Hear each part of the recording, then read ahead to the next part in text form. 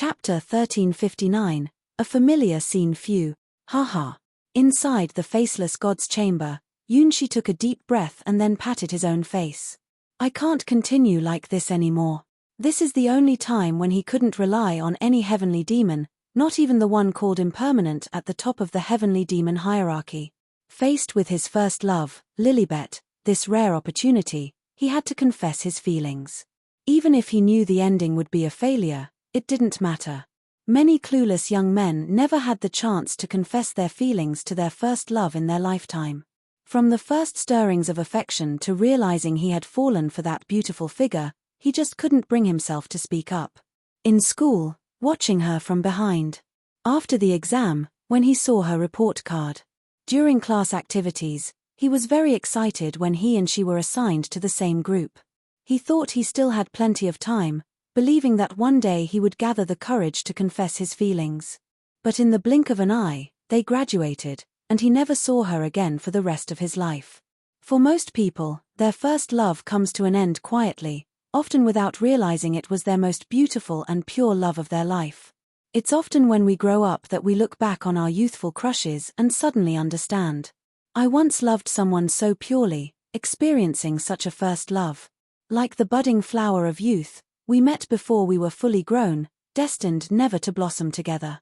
Well, of course, this doesn't quite fit Yunshi's unique situation. His first love interest was the legendary Sky Sword, protector of the Sky Tower, long before he was born, only visible in his dreams. Many times, he tried to reach her, only to be met by the icy blue glow of the sword. Translated by Gravity Tales? Even so, he still looked forward to meeting his dream girl every time in his dreams.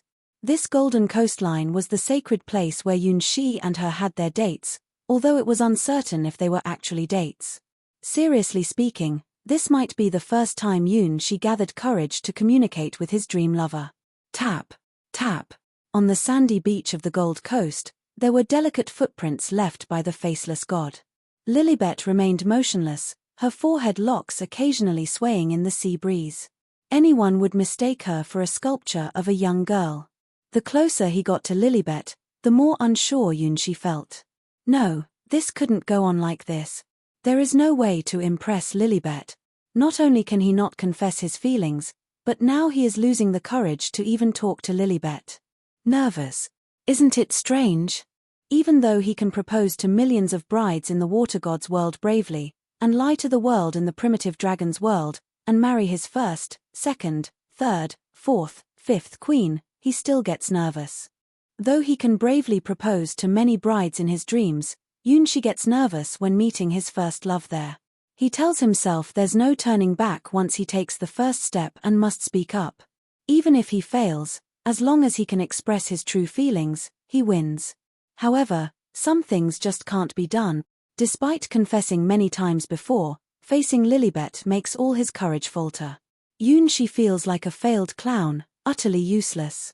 Mingming, the performance hasn't even started yet, and it's about to fail. No, this is not a performance. Lilibet. Lilibet. Yunshi finally spoke. Lilibet's eyes remained ice-cold, showing no emotional response. I've really chosen the hardest path for myself, thought Yunshi with a bitter smile, accepting the inevitable failure of this confession. Perhaps this is the balance, punishing himself by using the heavenly demon instead of confessing to Ouroboros, Cyber Elf Alpha, the Golden Crow Princess, and Shea Longness. Just as Yunshi was about to utter the unspeakable spell, a miraculous event happened, one that probably had zero effect on Lilibet. One by one, black shadows emerged in the forest beyond the Gold Coast line. The dark forest area suddenly had countless ghostly figures appearing. Most of these shadows looked incomplete. Some had no ears. Some had no eyes. Others had a big hole in their chests, with no heart inside. And some had strange growths on their backs, like huge tumors. A few of them wore tattered gear, giving off a different vibe from the other dark shadows. Yunshi wasn't unfamiliar with this scene, as he had been one of those dark shadows when he met Lilibet in his dreams. Lilibet called these twisted creatures wanderers, vowing to eliminate every single one of them and prevent them from getting close to the Sky Tower's gates. The killed spirits turn into ashes and, after being washed by the sea, only the golden gravel symbolizing the essence of the souls remains on this coastline. Nobody knows how many spirits Lilibet has slain to create this gold coast. This is her miraculous land, the sole gold sand deposit that all nightmare sovereigns covet. As the army of spirits emerged, Lilibet's unchanging cold face finally showed a hint of change. It was a serious look, reflecting the mission Lilibet has carried from the twilight of the gods' era to now, her battlefield. Pulling out the ice-blue divine sword from the soul gold sand, Lilibet leaped without hesitation into the thousands of spirits. Seeing this familiar scene, Yunshi's nervousness disappeared. Yes, this is the true form of Lilibet, majestic and incredibly powerful. Her sword is the blade that judges evil, the weapon that cuts souls. For countless years, she rode through this lonely battlefield without hesitation, slaying enemies who outnumbered her by 1,000-fold. No matter where the enemies came from, no matter their race, she never retreated even when the battles left her bruised and battered. Boom! Among the numerous shadows, a lump behind one shadow burst open, revealing a tentacle with large suction cups. On the tentacle, countless sparkling runes swiftly arranged and combined, lighting up one by one at a speed impossible for humans, weaving a forbidden spell of the 7th rank. It was a death curse from the evil god, killing 1,000 enemies but harming oneself 3,000. One after another, black spikes shot up from the ground, indiscriminately slaughtering all units on the battlefield. One by one, lost souls were impaled from below by these black spikes, eventually piercing through their throats, draining them dry, as they struggled helplessly like condemned prisoners. Chapter 1360. The Witch's Scheme. Watching the massive army of lost souls launching a major assault on the Gold Coast line, intermingled among them were powerful lost souls capable of using 7th rank cursed magic from the evil god, and Lilibet engaged in fierce battles with the nightmare sovereigns. Where did they come from? Does Ada's stage have hidden surprises like this? The singularity point on the stage for noble women reflects the inner landscapes of the participants. Everything inside has a source. Are these wandering spirits summoned by Lilibet? I don't think so. Lilibet despises such things, she would surely eradicate them on sight. Well, the prince doesn't seem to have any connection with the spirits from that guy either. Wait, if that's the case, there is someone here who can achieve this. Even if she's not on stage, she's still a part of the Red Heart Queen's masquerade stage. In an instant, everyone's gaze turned towards the figure below, who was looking at the stage scenery with a certain intensity. Dusk Witch, Flora and Red Heart Queen's masquerade have a special contracts participants, Great Crow's host. Only she can cheat at this dance, intervene in the stage without any third parties and bring an army of wandering spirits to the originally peaceful scene, even attracting the followers of the evil god. Flora is really going for it. Does she really want to win this championship so badly? By any means necessary, not bad at all. Although it looks like cheating, and it is cheating in fact, it does not violate the rules of the Red Heart Queen's masquerade. Like the Golden Crow Princess, Flora holds the privilege of the Red Heart Queen's masquerade. Any challenge will appear as the main character in the end, and if she wants, she can interfere with the opponents on the stage. In the past, besides the power of being the main character every time, Flora never used Great Crow's power to interfere with the stage, even during the incident with the god-slaying Sky Sword. Only this time, she made an exception. Godora, why do I see many things in those wandering spirits that look like creatures you have been raising? Isn't that monster who can unleash piercing spells one of the elite spirits on your side? Flora didn't act until the last moment, but when she did, it was with a big move, turning the once peaceful Gold Coast into a battlefield filled with chaos and bloodshed. Well, if she learns more about love, she might understand that humans are more likely to fall deeply in love when facing a crisis. If you defeat another 1,000 monsters, I'll give you a special deal, Godora. Under the stage, Flora watched the battle on the Gold Coast closely. If it weren't against the rules, she might have joined the fight herself.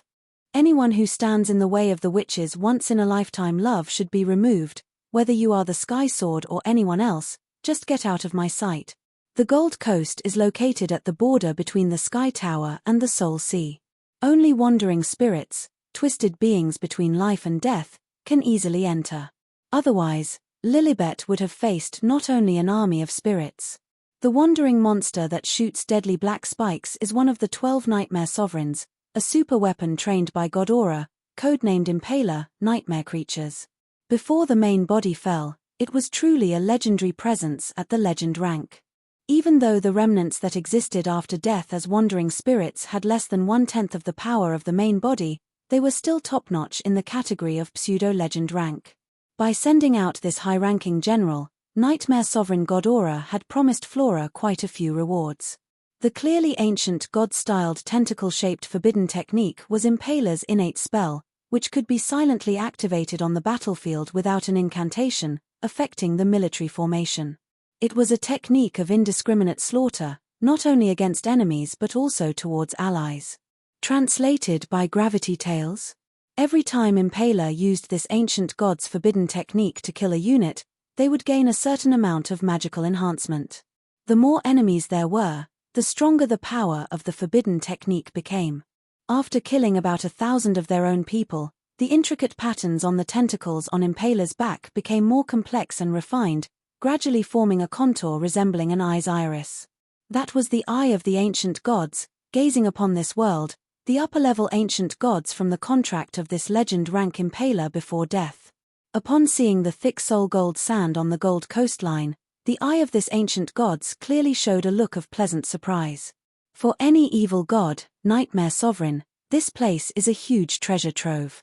Soul gold sand is a valuable commodity in the Abyss and Nightmare world, even more valuable than world tree leaves, and always in high demand.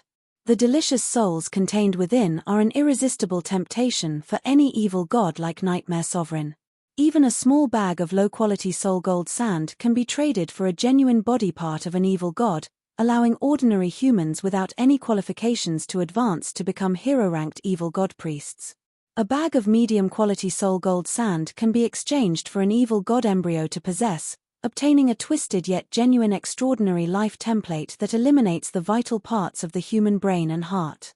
The soul gold sand on Lilibet's Gold Coast, after being washed in the Soul Sea for millions of years, has reached an almost impeccable quality, making it the highest quality soul gold sand in the entire Endless Gods domain. Do you think the 12 Nightmare Sovereigns in the first round are drooling over this gold coastline? They are all tempted by it. Digging up a bag of soul gold sand here can be exchanged for a pile of evil god body parts to roast and eat until you are full. Asterisk gulp. Asterisk even though it had no mouth, only eyes, the eyes of this evil god made a movement similar to swallowing saliva. With the special power of the evil god's eye, Impaler was able to use 7th rank magic talents and strengthen them enough to unlock the evil god's eye. Yes, that's right, unleash your ultimate move. Take that, evil god. Flora eagerly watched the insane Impaler. It was impossible to defeat Lilibet in a battle. The Gold Coastline was Lilibet's stronghold, even with Shea Longness's help, they wouldn't stand a chance. Even if the 7th rank forbidden magic was doubled in strength, it would still be useless. Flora summoned a huge army of spirits onto the stage, never intending to defeat Lilibet. Her goal was simple: to disrupt the unspoken rhythm between the elders and Lilibet, which seemed to control everything, but actually just left them too nervous to speak. Kill, kill, kill as much as you want, unleash your fury, as long as you don't get sentimental with the elders, I'll send thousands of spirits without hesitation. Look, elder, this fierce sky sword isn't really your style, is it? Chapter 1361. The Witch's Reinforcement. Lilibet held her azure Excalibur with both hands, and with a powerful strike, she split the entire forest in half, cutting the fiercest wraith in half from the middle. Yes, that's it, elder. Did you see how fierce the sky sword is? Flora below the stage was very satisfied with the performance of the wraith army. They should just swarm in and let Lilibet slay them all. With this, all impressions of being a gentle lady are gone in smoke. In this world, there are no gentle ladies swinging big swords and slaughtering their opponents all day. Yunshi looked at Lilibet's sword strike aimed at the vitals, showing a nostalgic expression. In his dreams, he had been defeated many times by this clean and sharp sword. Interestingly, among all the sky swords he had encountered, this was the only one that truly used the power of the divine sword to kill opponents. Shea Longness's legendary sword, the Slime Sky Sword, he had never seen it in person, but it seemed to be a sword related to the evolution of species. The battle god Cassina's legendary sword, the Sand of Time, he had seen and touched it before, but Cassina the battle god had never used this sword in battle, only using this rare time-based god weapon to assist in training. Only Lilibet's sword, the Azure Excalibur, was truly used to slay enemies, possessing the power of order. This legendary sword had overwhelming destructive power against all enemies deemed guilty. By using the forbidden art of the 7th rank and awakening an evil god's eye, the Impaler, upon being struck by a single sword, began to disintegrate on a large scale, like a statue weathered for millions of years. However, as the remnants of a former legend rank, a disciple of the old gods, and the current war weapon of Nightmare Sovereign Godora, the Impaler was not so easily destroyed. The patterns on the giant tentacles lit up one by one, forming a structure resembling flower petals, and once again unleashed the forbidden art used earlier, the evil Shadow Pisser. Over 3,000 black spikes shot up from the ground, nearly piercing through half of the army of lost souls, to restore its own injuries. At the same time, at the front of the massive tentacle, a black diamond-shaped spike over 10 meters long formed, targeting Lilibet. Boom! Like thunder, like lightning, like a storm, before the black spike shot out, the faceless god's fist arrived. Hard fist, a powerful punch, the faceless god turned into a silver flash, striking the spirit's tentacle just as it was about to deal a deadly blow. Silent ripples spread out, absorbing the essence of thousands of spirits. The powerful Impaler, almost at its peak strength, was shattered by the faceless god's punch.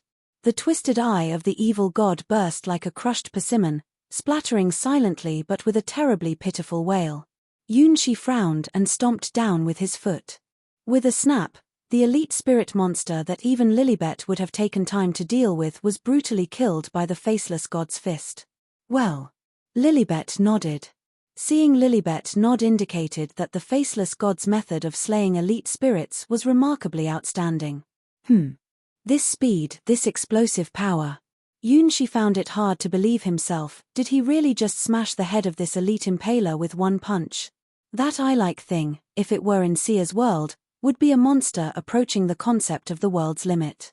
In order to deal with such a monster, the one controlling the faceless god in Sia's world almost had to burn everything to achieve the same thing.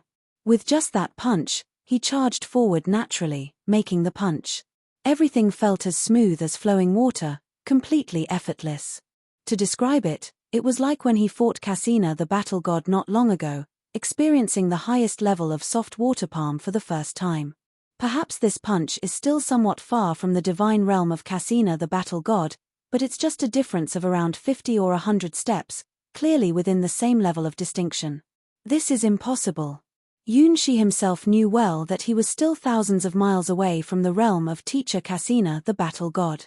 Even Azura in the state of the six-armed demon god, faced with the divine soft water palm of teacher Cassina the battle god, was left with internal injuries all over.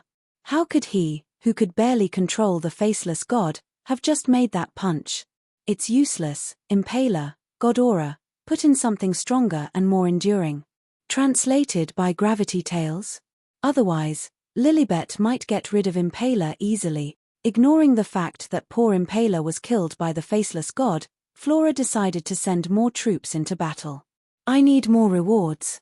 To Nightmare Sovereign, his subordinates are all expendable.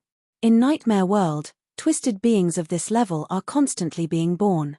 As long as they are not true legends, all nightmare creatures are considered cannon fodder by Nightmare Sovereign. Only special nightmare creatures like the procession of Red Heart Queen and gourmet chefs deserve careful protection. Monsters like Impaler, made from the remains of a deceased legend rank, can be killed without affecting Nightmare Sovereign's power. No problem, I'll give you good stuff. Give me stronger monsters, they won't be taken out in one go. Flora clenched her teeth as she watched the sweeping army of lost souls.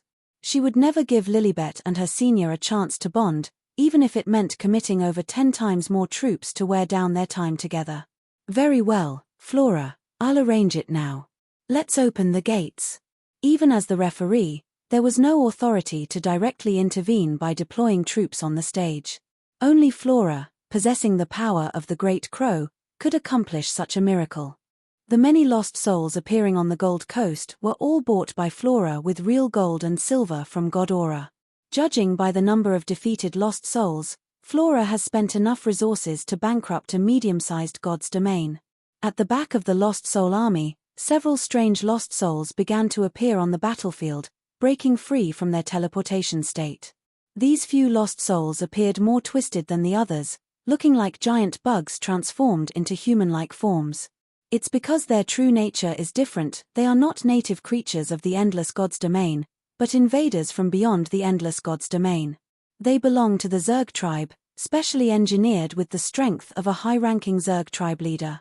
Covered in demon worm battle armor of red, yellow, and blue, despite being twisted by nightmare power, they still retained the standard equipment of a Zerg tribe leader in their previous life. Chapter 1362. The arrival of the demon worm compared to most lost souls in chaotic frenzy with only a killing instinct. These three mutated Zerg tribe lost souls recently released onto the battlefield by Nightmare Sovereign God Aura and Great Witch Flora clearly retained more combat abilities. That is something engraved in the instinct of the Zerg tribe, and in an instant, 3 Zerg tribe elite souls completed the division of ranks based on their positions in the Zerg tribe legion. The lowest rank belongs to the blue Zerg tribe elite. Its demon worm battle armor is similar to the heavy shell-shaped armor of a deep blue Taurus beetle, with white dots decorating the deep blue shell, and a pair of trembling antennae growing on its forehead. Known for its strong defense and extraordinary perception, the Taurus-type demon worm also possesses immense strength for charging into battle, making it a melee-enhanced demon worm. The middle rank belongs to the yellow Zerg tribe elite. The armor displays golden patterns, which can open and close freely, with transparent insect wings hidden inside the shell, capable of both land combat and aerial combat forms. Translated by Gravity Tales, the scarab-shaped demon worm can transform into a siege engine in land combat form, while its flying form can unleash supersonic assaults, making it a versatile demon worm. The top rank belongs to none other than the red demon worm. With a deep red exoskeleton, its limbs form weapons resembling knight's spears, while its lower body takes on a stance similar to an 8-legged spider. The Knight-type demon worm is an extraordinary demon worm with enhanced combat abilities. It is the reserve force of the Zerg tribe's King of Destruction, leading a legion of extraordinary demon worms. Its combat power is several times higher than that of a normal Zerg tribe leader, making it the elite among elites. Not bad, finally bringing out some good stuff. Great Witch Flora has also visited the battlefields of the Endless God's domain and the extraterritorial Zerg tribe for black market trading, understanding the terrifying nature of these elite Zerg tribe members. They have no fear in their hearts, charging forward fearlessly even in the face of certain death in battle. In a normal army of the Endless God's domain, if the casualties exceed 10%, the morale will begin to waver. Those who can maintain morale even with over 20% losses are truly elite troops. Those who do not collapse with over 30% losses are very few. Those who can still fight with over 40% losses are all ace troops. If the losses exceed 50%, it usually means being surrounded and may lead to complete annihilation. The Zerg tribe army does not have the concept of morale. Even if only one Zerg tribe member remains, they will follow orders and fight to the end. Even facing the strongest warriors of the Zerg tribe, there is no concept of fear among the lower-ranked soldiers, which is a natural instinct present in all beings but not applicable to the Zerg tribe army.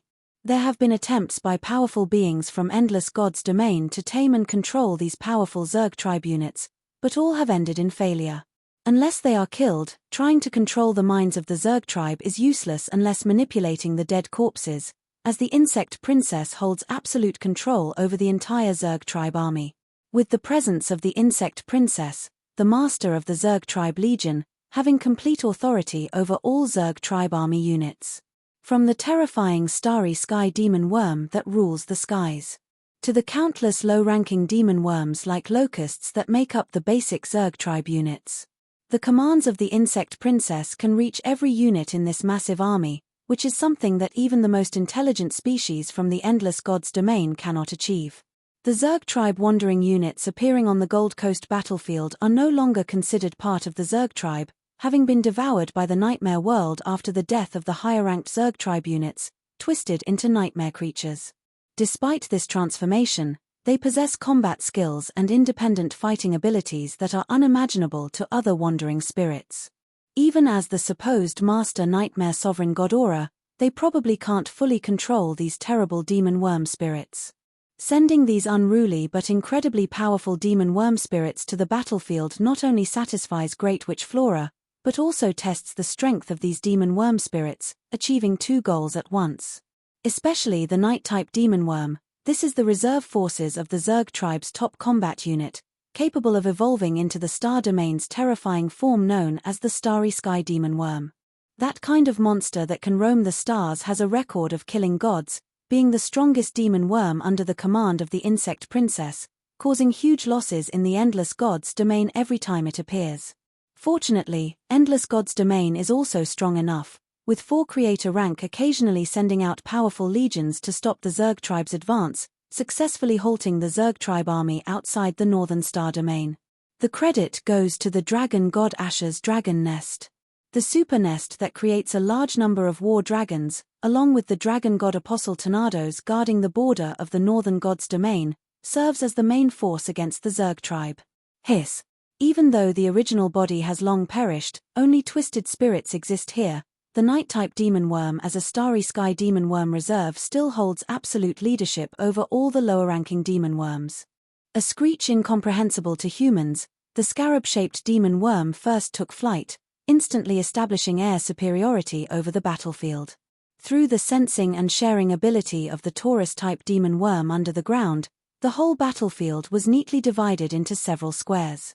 Among them, Lilibet was specially marked as a huge red unit, followed by the Faceless God. The rest of the less intelligent Wandering Souls were mostly white units, with only a few elite Wandering Souls also brought in by Nightmare Sovereign Godora, marked as blue units. 3 Demon Worm Wandering Souls were golden units, with the Night-type Demon Worm as the core, unfolding a strategic map. Identify enemies. Sharp light gleamed from the eyes under the helmet of the Night-type Demon Worm.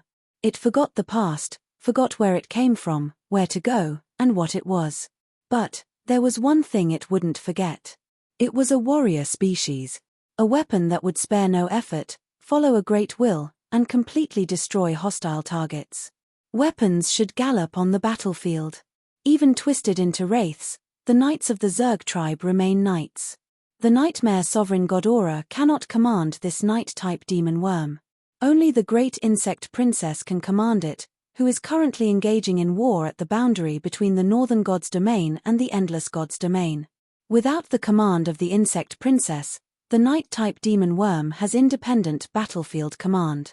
Now, it identifies Lilibet and the Faceless God as enemies. The dormant fighting instinct within the Night-type demon worm's body has awakened. The Taurus-type demon worm let out a low growl, and a temporary legion head team of the Zerg tribe was formed on the channel. Attack! The knight-like demon worm raised its long spear made of bone and charged towards Lilibet. The golden turtle demon worm in the sky flipped over and entered superspeed mode, rushing towards the Faceless God. Chapter 1363, Target Found Charge. Crush. Blast away. When the knight-like demon worm charged, it ignored all the wandering spirits in front of it. These white spirits were not seen as allies at all by the demon worm. From the moment the Zerg tribe team entered the battle, it became their stage. Complete obedience to orders in military training. Control over the entire battlefield. Just as they appeared, the Zerg tribe team became the center of attention on the battlefield. Even the Nightmare Sovereigns in the sky became excited spectators of this unprecedented war drama, the Red Heart Queen's masquerade in history. Godora, how much did you get paid? You sent out the rare Zerg tribe demon worm. Where did you find that handsome knight-looking one? I also want to collect a knight like that, it's an extremely rare leadership unit. Godora, name your price, I want to buy one-hand knight. Godora pretended not to know anything when faced with offers from other Nightmare Sovereigns. I don't have any knight type, this is not my business, I don't know what's going on. Other Nightmare Sovereigns said that Godora was pretending, Everyone knows that you like to collect rare soul fragments. The soul fragments of the evil god just now, and the demon worm soul now, are rare species that are rarely seen in the nightmare world. It's easier to get the soul fragments of the evil god, as nightmare sovereigns and the ancient gods of the abyss have a relationship, but getting the demon worm soul is very rare and difficult. The demon worm soul is rare because there are no Zerg tribe in the endless gods domain. You have to go to the northern gods domain to collect them from the dragon tribe and Zerg tribe's death battlefield. Tanados, the dragon apostle guarding there, is known as the nest of 10,000 dragons. She hates the nightmare sovereign's legendary giant dragons, and when she sees them, she never holds back. Only God Aura, the passionate soul collector, would do something like getting the demon worm soul from the border war zone, even if it means being destroyed by Tanados. Tanados, who is known as the nest of 10,000 dragons and valued by the dragon god Asher, is a true legendary 9th rank, the strongest position below the creator rank. Even 10 Ghodoras are no match for her. To collect demon worm spirits under Tanados's nose must be incredibly courageous. I already said, this isn't mine. God Aura stubbornly denied releasing the rare demon worm spirits on the battlefield. It was only because of the irresistible reward offered by Flora that the rare night-type demon worm spirits were released, otherwise, they would never have been set loose.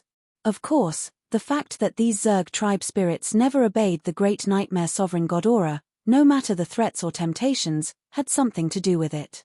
The Zerg tribe species, even in spirit form, refused to obey anyone else's orders, which was truly remarkable. Asterisk boom, boom, boom. Asterisk the massive knight's spear struck against Lilibet's icy blue divine sword, halting Lilibet's onslaught for the first time. Lilibet faced a knight-type demon worm with multiple legs and couldn't help but reveal a hint of surprise. Zerg tribe. Throughout the history of guarding the Sky Tower, Lilibet had encountered Zerg tribe spirits only a few times, a species not commonly found in the Endless Gods domain. However, this doesn't mean Lilibet never fought the Zerg tribe. In the Twilight Age of the Gods, the Zerg tribe army from beyond the skies was one of the main reasons for the World Tree, which supported the world of gods at that time, being nibbled away. At that time, Lilibet, who was already a divine sword wielder, had fought against the destructive demon worms of the Zerg tribe. This fearless Zerg tribe left a deep impression on all the races involved in the war at that time. God race. With a single strike, the night-type demon worm found a record in the Zerg tribe's memory bank. It was a record of the battle between the ancient insect swarm and the legion of the era of the gods of the Endless Gods domain. Although this record was somewhat incomplete due to soul drifting, once a special legend rank like Lilibet was recorded in the database, it would definitely be engraved in the most important area. In the eyes of others, the Zerg tribe army was mostly seen as mindless, only using numerical advantage to overwhelm the enemy, and suicidal charges. This impression is actually very wrong. The lower-ranking demon worm units indeed have little intelligence and only follow orders from higher units to attack the enemy. Their biggest advantage is numbers, so they prefer to use swarm tactics. Translated by Gravity Tales? The higher-ranking units of the Zerg tribe are not inferior to humans in intelligence and also hold the shared memory bank of the entire insect swarm. As a leadership-type night-type demon worm, even though the war between the Zerg tribe and the gods happened in the ancient Twilight Age of the Gods, the record of the Azure Excalibur user will never be forgotten. It is listed as a target of great threat. A girl carrying Azure Excalibur, one of the strongest heroic spirits of the Twilight Age of the Gods. A certain emotion called excitement began to emerge in the night-type demon worm. The Zerg tribe are not emotionless creatures, it's just that lower-level demon worms cannot express their emotions, while higher-ranking demon worms have very distinct personalities. Even starry sky demon worms with the king template have their own unique preferences. Some really enjoy drinking a beverage called coffee. Some like to show off by wearing human attire. Some enjoy collecting various plants to create gardens. Of course, obeying the commands of the insect princess is always non-negotiable. It's just that within the boundaries allowed by the insect princess, or during times of complete autonomy, they indulge in their hobbies. 4 night-type demon worms with the night template, battle is their greatest hobby. The satisfaction and glory of defeating powerful enemies is the destiny bestowed upon the upper-level demon worm by the insect princess. So, upon recognizing the Azure Excalibur commander, the Divine Tribe, and Lilibet in the database, the Night-type demon worm, usually calm and emotionless, once again felt a surge of excitement in its soul. In the Battle of the Twilight of the Gods in history, the Divine Tribe camp, which was the predecessor of the Endless Gods domain, had engaged in countless catastrophic wars with insect swarms from beyond the domain, shattering more than dozens of star domains. As a Night-type demon worm, there was no greater honor than fighting against the heroic units of the Divine Tribe. Insect Princess's orders. Divines must be annihilated. Divines spotted, eliminate. Divines must die. After confirming Lilibet's identity, the Zerg tribe squad that entered the scene all entered a frenzy of battle mode. Chapter 1364, The Fallen Demon Worm in Battle Charge. After giving orders to its two subordinates, the Night-type demon worm launched a reckless attack on Lilibet. Encountering such a battlefield and battling the long-lost celestial beings, upper-level demon worm found it to be a very satisfying ending. The so-called wandering souls are mostly twisted entities formed by the strong spirit's obsession after death. Some even carry their abilities and equipment from their past lives. However, they have no future, just something similar to unburned ashes formed after their main bodies die. For the Night-type demon worms that had long perished on the border frontlines, their greatest obsession remaining was battle and absolute obedience to the insect princess. The Zerg tribe's absolute command system, even if turned into wandering souls, did not disappear, as it had long been engraved into the Zerg tribe's souls. Buzz. The scarab-shaped demon worm in the sky flipped over and launched an ultrasonic shockwave that human eyes couldn't identify, an invisible subsonic wave covering the battlefield, causing many weaker wandering souls to scatter directly. The Taurus-type demon worm on the ground abandoned its active mapping radar function, lowering its head and charging straight towards Lilibet's location. No way. Yunshi jumped up and kicked the scarab-shaped demon worm that was moving at super high speed, sending it flying onto the charging path of the Taurus-type demon worm.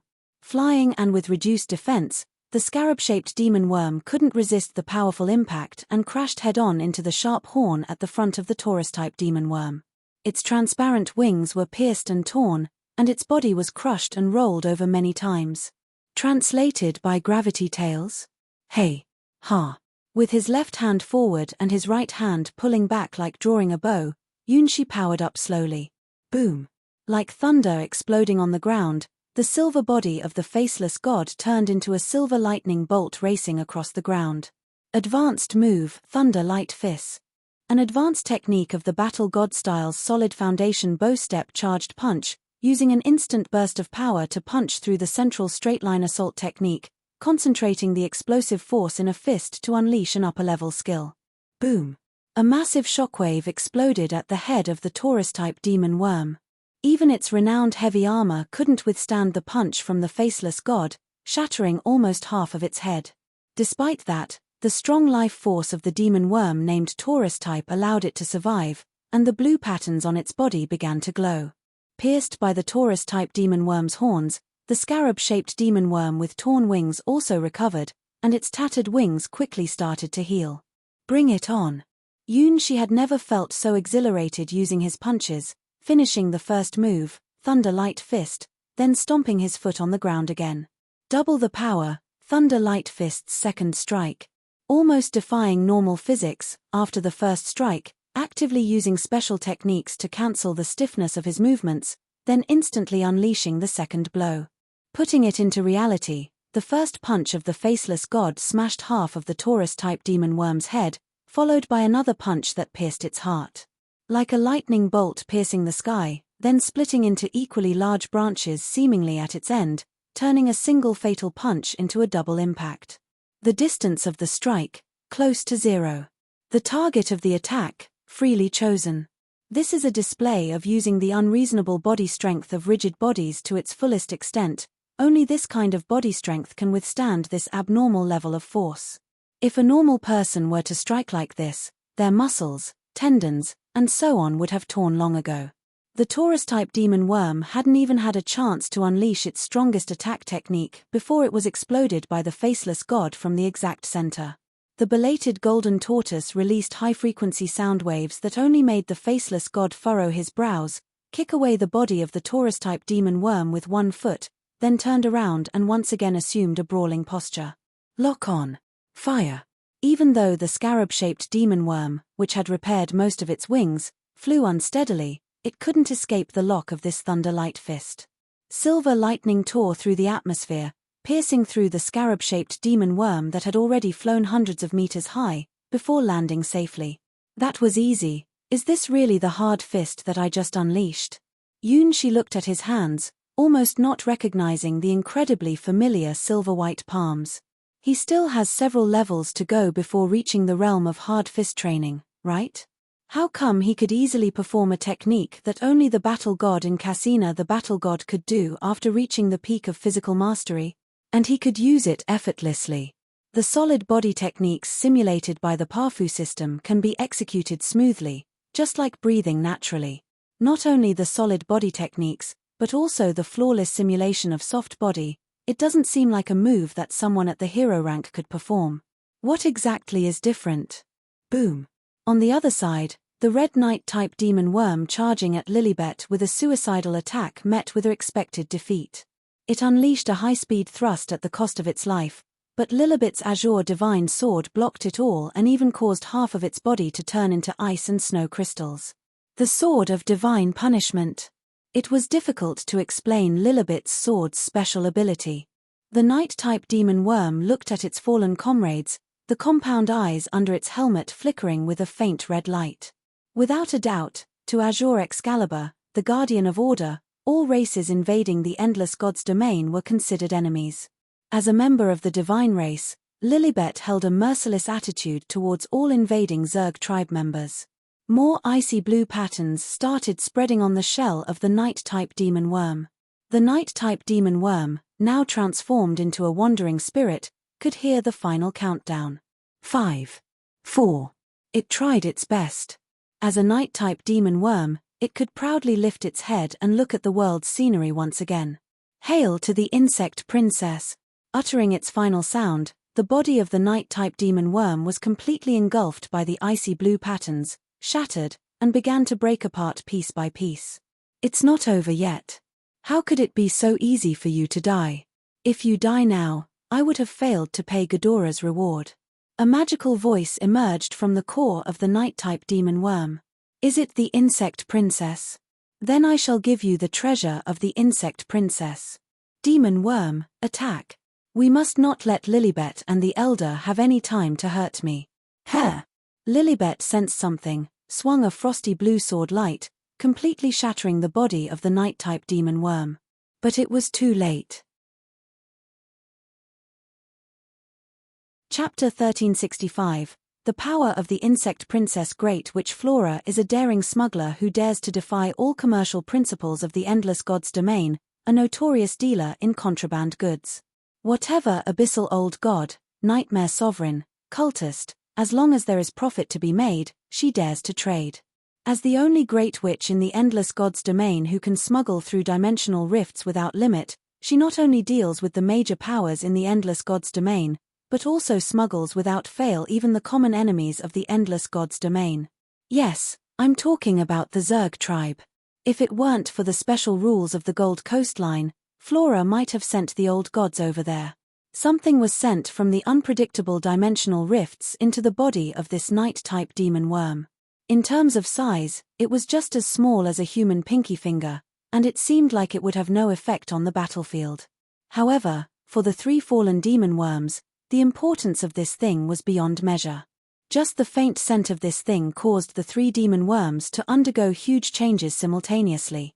With half of its head shattered, its heart pierced, and all internal organs crushed by the force of the faceless god, the Taurus-type demon worm started to shrink and mutate. A brand new Taurus-type demon worm crawled out from the body of the deceased old Taurus demon worm.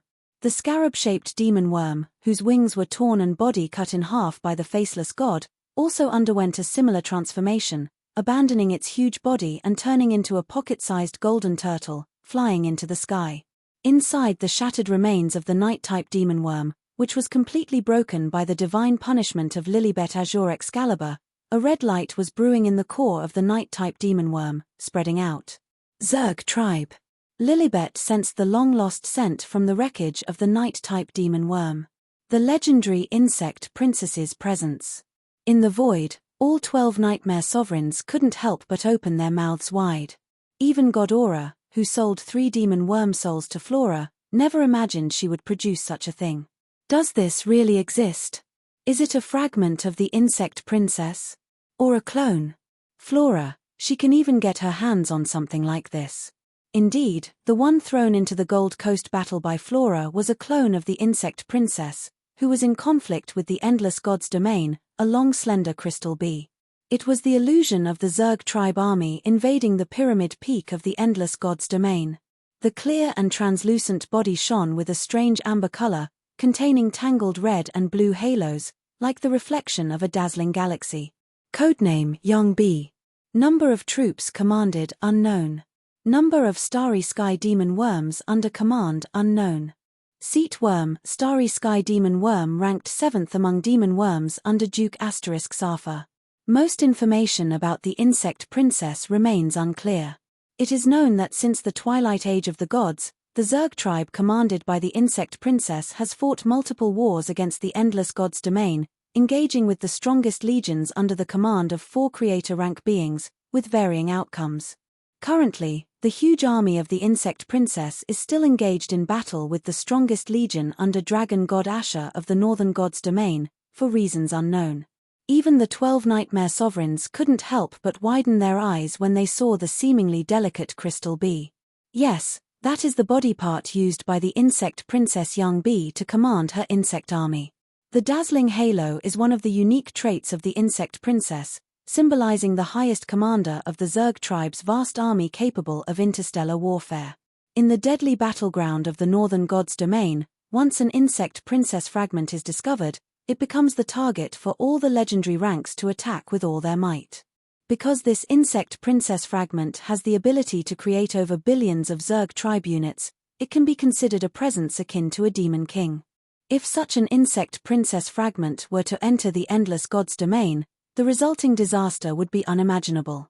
Flora, you are so brave. It's just a failed split specimen, probably only has a few days left to live, no need to worry. Flora shrugged.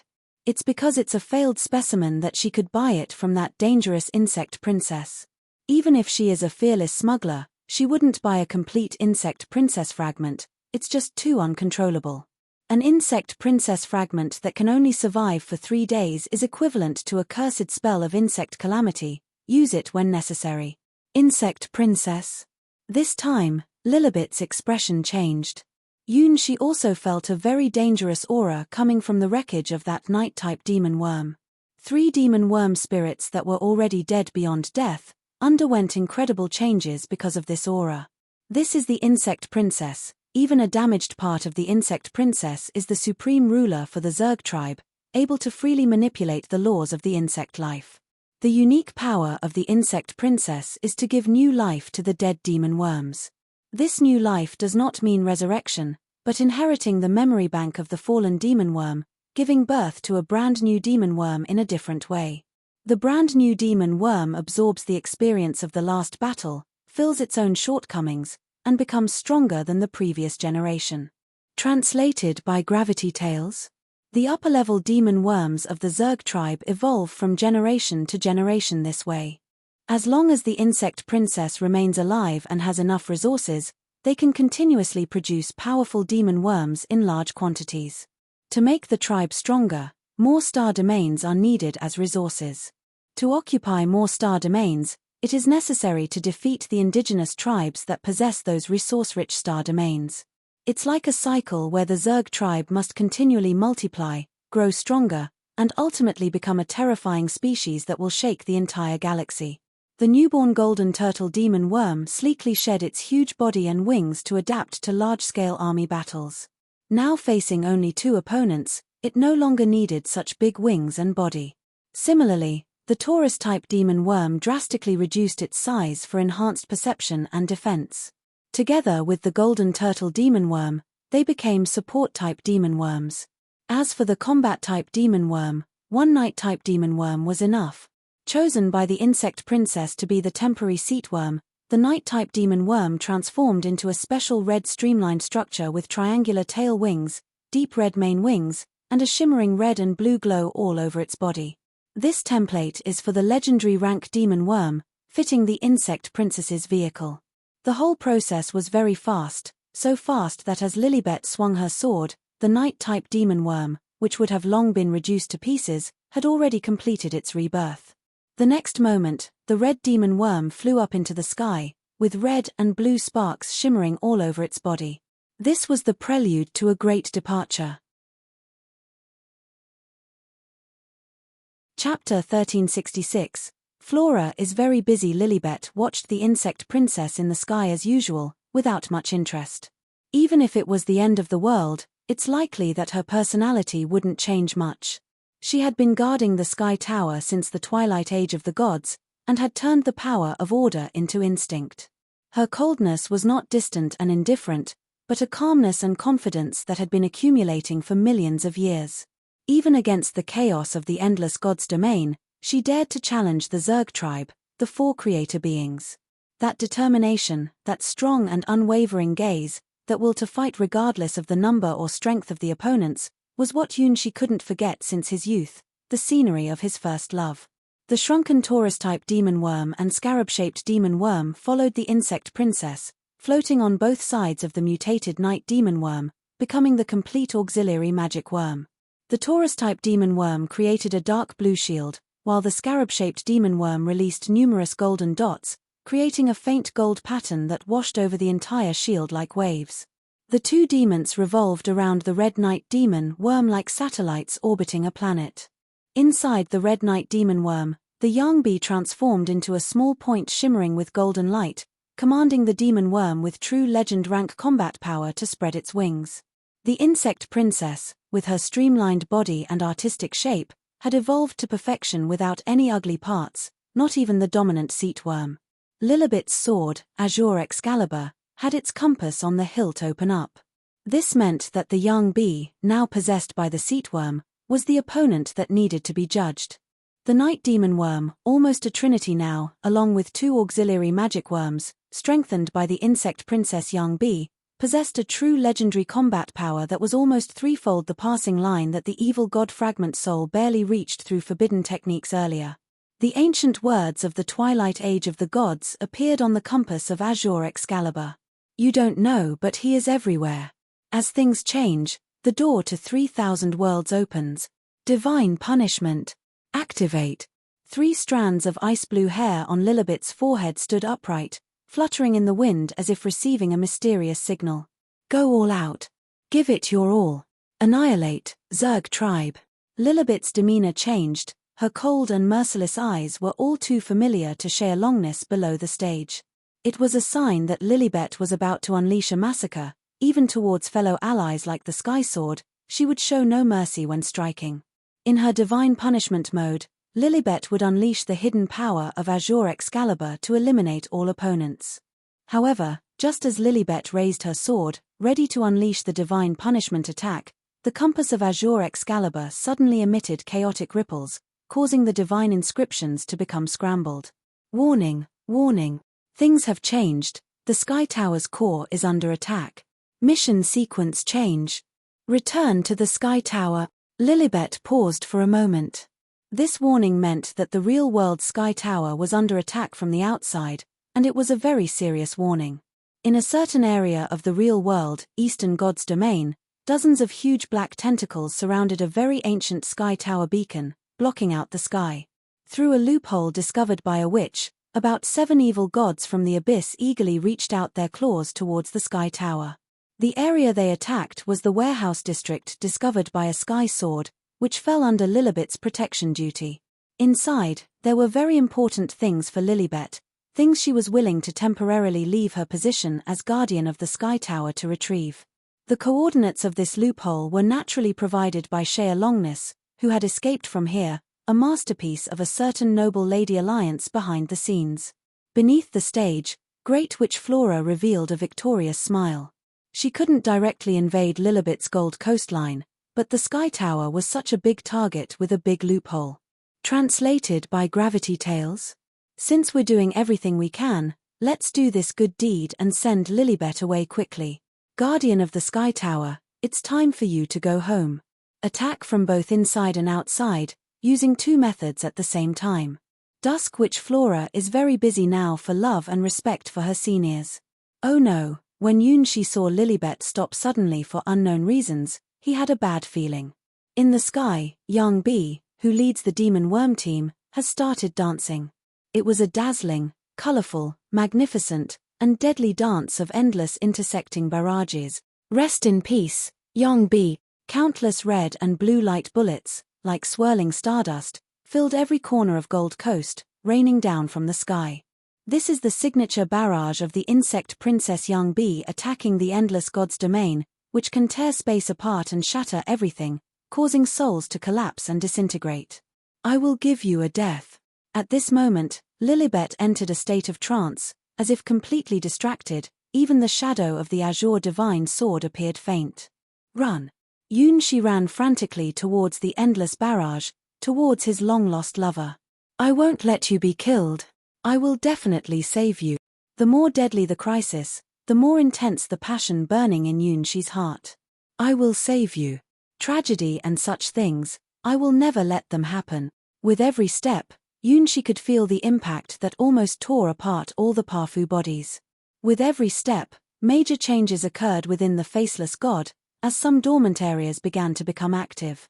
It seems like something is awakening in Su. On this coast covered with countless soul gold sand, certain memories, certain past events are coming back to Su. The legacy deposited in this gold coastline is becoming active one after another as Yunshi's passionate emotions stir. Every step and every thought of Yunshi is resonating with them. This is a resonance of shared origins, a resonance between souls. They are also Yunshi. To be precise, those who entered this world as wandering souls in the past, then were slain by Lilibet, are part of Yunshi's past. When someone is killed, they will die. When a wandering soul is destroyed by Azure Excalibur, it will turn into ashes, then after being cleansed by the Soul Sea, it will eventually become soul gold sand. However, Yunshi is an exception among exceptions. He was repeatedly drawn to this Soul Sea, then died under Lilibet's sword, but never truly died. Because Starchild's soul is eternal. Chapter 1367, Yunshi. Lilibet's divine sword only killed fragments of Yunshi in dreams, and within this long gold coastline, numerous astronomical amounts of Yunshi soul fragments fell. After being cleansed by the Soul Sea, these soul fragments effortlessly turned into the highest quality soul gold sand in the entire endless god's domain, and the quantity was extremely substantial. Frankly speaking, in the treasure trove of soul gold sand coveted by countless nightmare sovereigns and ancient gods, the weight of Yunshi soul fragments is substantial. The soul gold sand condensed from Yunshi's soul fragment is everywhere along the gold coastline. Even though this gold coastline is only a projection from the nightmare world and not the real one, the nightmare world has incredible power to connect some of the original power of the gold coastline here. So, this is actually Yunshi's domain, where he steps on the fragments of countless dreaming Yunxis from the past. When Yunshi's emotions peak because of Lilibet, the power in these soul gold sand isolates and focuses entirely on the figure running under the endless barrage. It is the scenery longed for by the dreaming Yunshi who died here, the older self running towards the dream lover. Yunxis under the age of 10, lined up neatly, gazing intently at their future selves. Wow, my future self is so amazing. The shy 11-year-old and 12-year-old Yunxis look at themselves, even though they have become slightly strange, their dreams have come true. Running towards their big sister in their mind, having powerful strength, it's okay to cross-dress too. 14-year-old Yunshi looked at Lilibet in the distance, his face full of gentleness. How similar her figure was to Huahua's. Has the real-world Yunshi also confessed to Huahua? Come on, future me, bravely move forward. 16-year-old Yunshi looked puzzled and somewhat understanding at the faceless god's appearance. Did he meet her, or is it here, on this coastline? However, this time, he finally had the strength equal to hers. It doesn't matter if he wears women's clothing. Big brother, good luck. Future me, go for it. Don't regret it, march forward bravely. Like a swift wind, face your true feelings. In different times, all the versions of Yoon she gave their final blessings to the running Yoon she, and then merged into the body of the faceless god as points of light. The power of Yoon she's soul began to expand uncontrollably. These were soul fragments that he had dropped along the Gold coastline in the past, which should have been automatically collected by him when he was 18 years old. After absorbing these soul fragments, Yoon she's sensitivity to the whole world instantly increased by 1,000 times, and his thinking speed also increased by 1,000 times. This was not an incremental accumulation like adding quantum computers to the planet with Cyberelf Alpha, but a leap in multiples. With each past soul fragment absorbed, Yoon she's consciousness expanded a bit. In his mind, everything about his body became clearer. The incomplete Starchild progression inheritance, specifically split, allowing Lilibet to kill the fallen soul fragments. Normally, only when he was 18 years old would he enter here in a complete soul state, then pick up all the soul fragments to restore all of Starchild's memories. However, there was an unspeakable great crisis in this, a fate that even the great will of the stars could not intervene in. Carrying the fate of Starchild, inheriting the amazing power of Starchild will also bring an equal burden. The memories of Starchild are too heavy. They are memories woven from the traces of countless stars since the existence of the cosmos. Its weight is so light, only a strand of light, too heavy for even the Creator to bear. It is vast, containing the wisdom and rules of past, present, and future starry trajectories. Once all these soul fragments are accepted, endless wisdom will be gained, while one's soul will become incredibly complex and fragile. Like the most beautiful and amazing work of art in the world condensed by the stars, but a slight touch could make it shatter. This is the characteristic of Starchild. Even impermanence fate does not allow for the existence of this absolutely perfect miracle in Starchild's balanced state. The complete form of Starchild is a very mysterious and difficult to observe existence, not bound by prophecies, able to observe the changes of the stars from a completely independent perspective. Neither light nor darkness, but a color that lies ambiguously between the two. Can be the demon king dominating countless creatures, or can sing lullabies under the angel's tree to lead away pure angels. Translated by Gravity Tales? Whichever one, they are all true and false, and they are all lies. Because of this unpredictability and mystery, even the highest existence of creator rank is elusive, full of unknown possibilities, and Starchild becomes special in their eyes. Curiosity, or whatever else, for a creation existence close to all-knowing and all-powerful, the symbol of the mysterious and unknowable side of the stars, Starchild is so charming. Well, the future can be written as a story called Me and 4 Ex-Girlfriends of Creator-Level Dating Together and Unfortunately Capsizing. Starchild fully awakened at the age of 18 will possess a much stronger soul power than Yoon she at 16 when he was incompletely awakened, but will also bear the burden of the weight of unbearable years of life.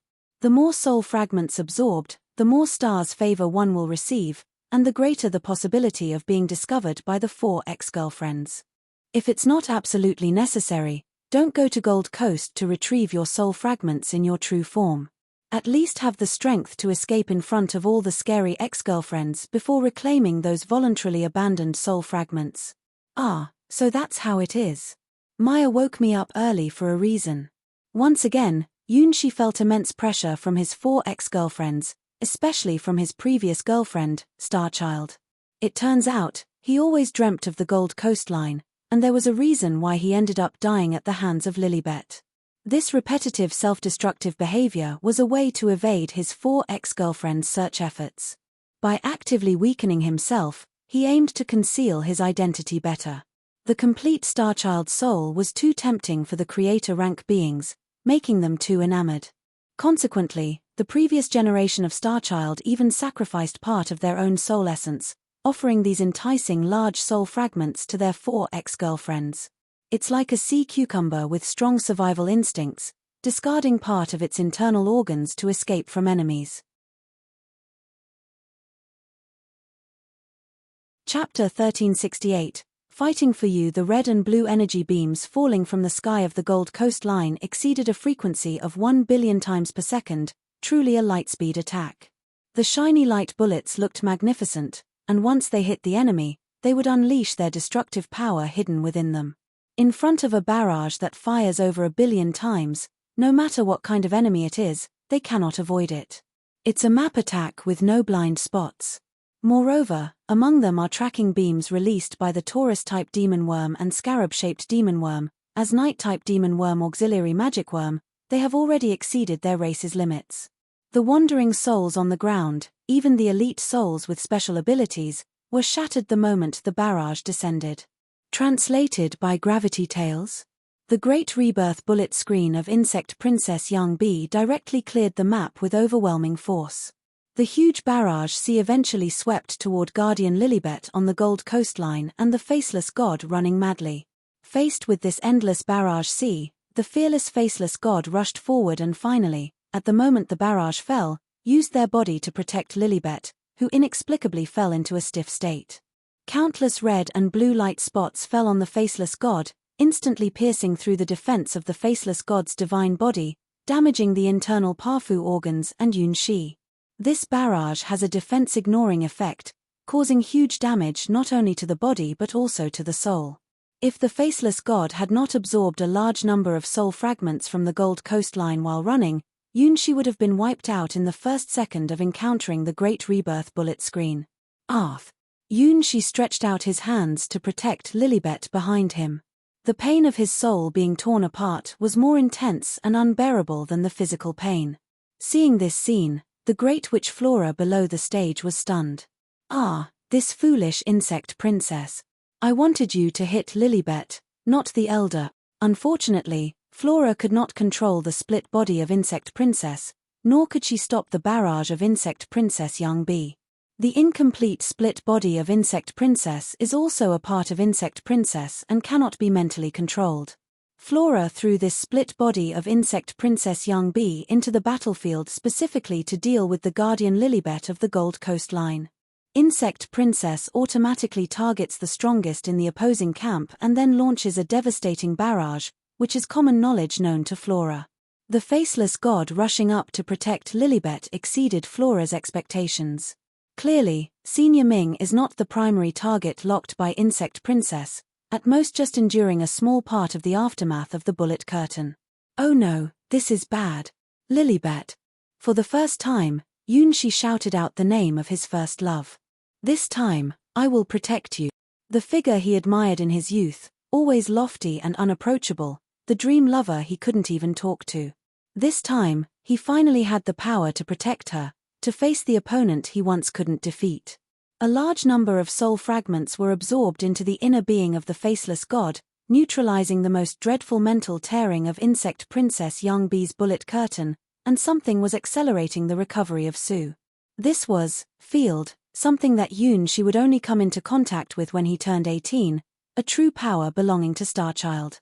Now, at only 16, he was using this power too early, something not meant for him in his current stage. However, Yunshi couldn't worry about that much anymore. It's okay to use up your future ahead of time. Let go, this is my own strength.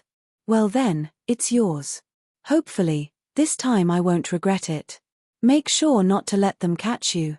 In the haze, there seemed to be a figure in white smiling slightly at Yunshi. I understand. This time, it's an exception. I want something that can deal with Insect Princess. Yunshi looked to his past self and also his future self for answers. Actually, you already have that power, you just need to enhance it. It's your sword. Future Yunshi drew a circle, a path that only he understood. I see, that's how it is indeed. With my current self, I should be able to use it, thank you. Yunshi understood the direction pointed out by his future self, a move created by his past self and now capable of using it after receiving the future soul fragment. Like a fate track in the dark, this is the only way to defeat the Insect Princess in front of them. Use the secret sword against the barrage. In the trial of the White Lotus secret treasure, the sword technique he learned by himself and comprehended was one of the symbols of the Star Wings Knights demonstrated in the future by White Lotus secret treasure. Its name is Gigabit Wings. Borrow this sword from Lilibet. Grabbing Lilibet's hand, Yunshi picked up the mysterious pale blue divine sword. Things change, special events. You do not know, but he is everywhere. May this moment be eternal. Following the order he had comprehended in the past, although it was not a third-tier or fourth-tier crystal bee in front of him, but a starry sky demon worm from outside the endless god's domain, the terrifying split body of the insect princess, Yunshi still lifted his pale blue divine sword in his hand firmly. It seems like the insect princess young bee in the sky felt threatened by the release of the sky blue divine sword, so she played a more splendid death bullet curtain. Great Nirvana, Dance of Paradise. This is the chapter that announces the opponent's death, also the bullet screen etiquette played by the insect princess. Never give up hope, no matter when. No matter who the opponent is, never avoid your own fears. Activate solid body. Activate soft body. By standing on the ground, I am the lord of the mountains, and no one can defeat me. With a sword in hand, one can control everything for oneself, being like water that is good and does not contend. Softness and strength combine to reveal the endless cycle of truth. A light blue ring appeared in front of Yunshi, enveloping him and Lilibet, who was temporarily frozen. Gigabit Wings, first stage, activate. Countless red and blue light spots were continuously absorbed by this ring. Its capacity was hundreds, thousands of times that of the Crystal Bee Valley from before. If it wasn't for the special field of gold coastline, and if the faceless god-divine vessel itself didn't have the power to contain thousands, even Yunshi wouldn't be able to withstand this wave of deadly bullet rain when using this move. After absorbing endless red and blue light spots, as well as sporadic tracking beam attacks, the place where Yunshi stood became like the core of a star domain, with countless red and blue light point forming a star belt in the surrounding rings. Chapter 1369. The Legend Rank of Gigabit Wings against the Bullet Rain Technique. Gigabit Wings, the Legend Rank Edition. This is not a move that current Yunshi can control, it can only be used in the Gold Coastline with the immense power of the soul, belonging to the Legend Rank Divine Sword skill. Every time Yunshi absorbs some red and blue light spots, a part of his soul's balance is disrupted, with countless chaotic memories and knowledge constantly rushing through, things that Yunshi cannot touch right now. Just like how mortals who gaze directly into the abyss of the old gods will inevitably go insane, Yunshi, who has not reached the legendary rank yet, cannot absorb these fragments. However, if used only as an amplifier, as long as one can bear the pain akin to splitting oneself apart, it can work. After the Ring of Swords absorbed countless barrage light spots, Yunshi finally drew his sword. From soft to strong, thousands of billions imply infinity.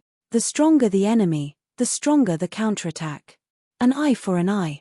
A tooth for a tooth. Since we can't avoid it, let's just absorb it all and send it back. After swallowing millions of barrage shots, the whole circle turned dark blue for a moment, and the counterattack began. Specialized in barrage attacks, sword-style Gigabit Wings enters its second stage, full barrage return. The barrage released by Insect Princess Young Bee is so powerful that the reflected barrage is equally fierce. By absorbing and storing the opponent's barrage all at once, then returning it completely, it's like amplifying the overwhelming the Great Rebirth bullet screen several times over. The stronger the opponent's attack, the stronger the counterattack of Gigabit Wings in its second stage. Barrage against barrage. Enough mindless, yet outrageous. The first to suffer were the two auxiliary magic worms dancing around the night-type demon worm, which could release shields and fire tracking beams. The first one was destroyed by Gigabit Wings barrage. The number of 1,000 gigabytes symbolizes infinity. At this moment, behind Yunshi, pairs of wings unfolded, then turned into illusions and disappeared. Like a dream, like a fantasy, like a bubble, like a shadow, like dew, like lightning. By pushing Yunshi's imagination to the limit, combined with the soul strength that only an 18-year-old Yunshi possesses, the still-budding Gigabit Wings unleashed the true power of the Divine Sword skill. This is completely Yunshi's own Divine Sword skill, a sword technique imagined from the different powers he possesses, including those of the Yun High Prime Sword, the Sky Flying Sword, and the Star Wings. Translated by Gravity Tales. The future of Yunshi, the Sky Sword, the path of the Divine Sword. Inspired by the barrage attacks of the Zerg tribe, this divine sword skill is filled with splendid and gorgeous colors, with countless wings folding behind Yunshi as he wields it. Each time the wings unfold, it symbolizes a cycle of life and death. Amidst endless cycles, absorbing all of the opponent's barrage attacks to convert them into his own strength. Like how a butterfly flapping its wings can create a big storm far away, Gigabit Wings was born from Yunshi's extraordinary ideas, playing the most beautiful music at this moment. Like endless shooting stars swirling, the barrage, firing over 1 billion shots per second, took over the entire sky above Gold Coast. The protective shield unfolded by the 2 auxiliary magic worms of the legend rank didn't last a second before falling apart. The pair of auxiliary magic worms surrounding the Night-type demon worm's main body also shattered as they were overwhelmed. Transformed into a sleek red Night-type demon worm, it was instantly riddled with holes, about to meet the same fate as the 2 auxiliary magic worms. Inside the Night-type demon worm, the insect princess began to glow, the tiny main body, the size of a pinky finger, becoming the only golden spot amidst the red and blue barrage. Then, the performance began. Faced with more than 10 times the barrage attacks in return, the insect princess Young Bee, with just a tiny dot as its main body, started to dance. Releasing the Great Rebirth bullet screen, with only 1/10 of the force of the returning barrage, it danced among the countless red and blue dots. Countless times, the deadly red and blue light bullets pierced through the Night-type demon worm's shell, but always narrowly missed colliding with the tiny insect princess Young Bee. It was a dance belonging to the insect princess, an art of weaving through endless barrages of attacks, a unique warfare game between insect princesses. The unavoidable saturation barrage for humans, seemingly seamless barrage bombardment, was not flawless for the tiny finger-sized insect princess Young Bee. Every move, every brush with the bullets, went through countless calculations, combined with innate combat intuition. The shell of the Night-type demon worm was pierced countless times, but also repaired numerous times, and even the insect princess successfully brushing past occasionally had the strength to revive 2 auxiliary magic worms, briefly sustaining a shield for about a second. The dance of bullets, this was the art of the insect princess, walking countless times on the edge of a cliff, but always managing to turn danger into safety at the last moment. Even though Yunshi's wildly intensified barrage attack with a normal Great Rebirth bullet screen 10 times stronger, not even a single light bullet could hit the dodging and brushing insect princess Young Bee. That tiny dot of light, like an eternal candle in the darkness, always managed to persist.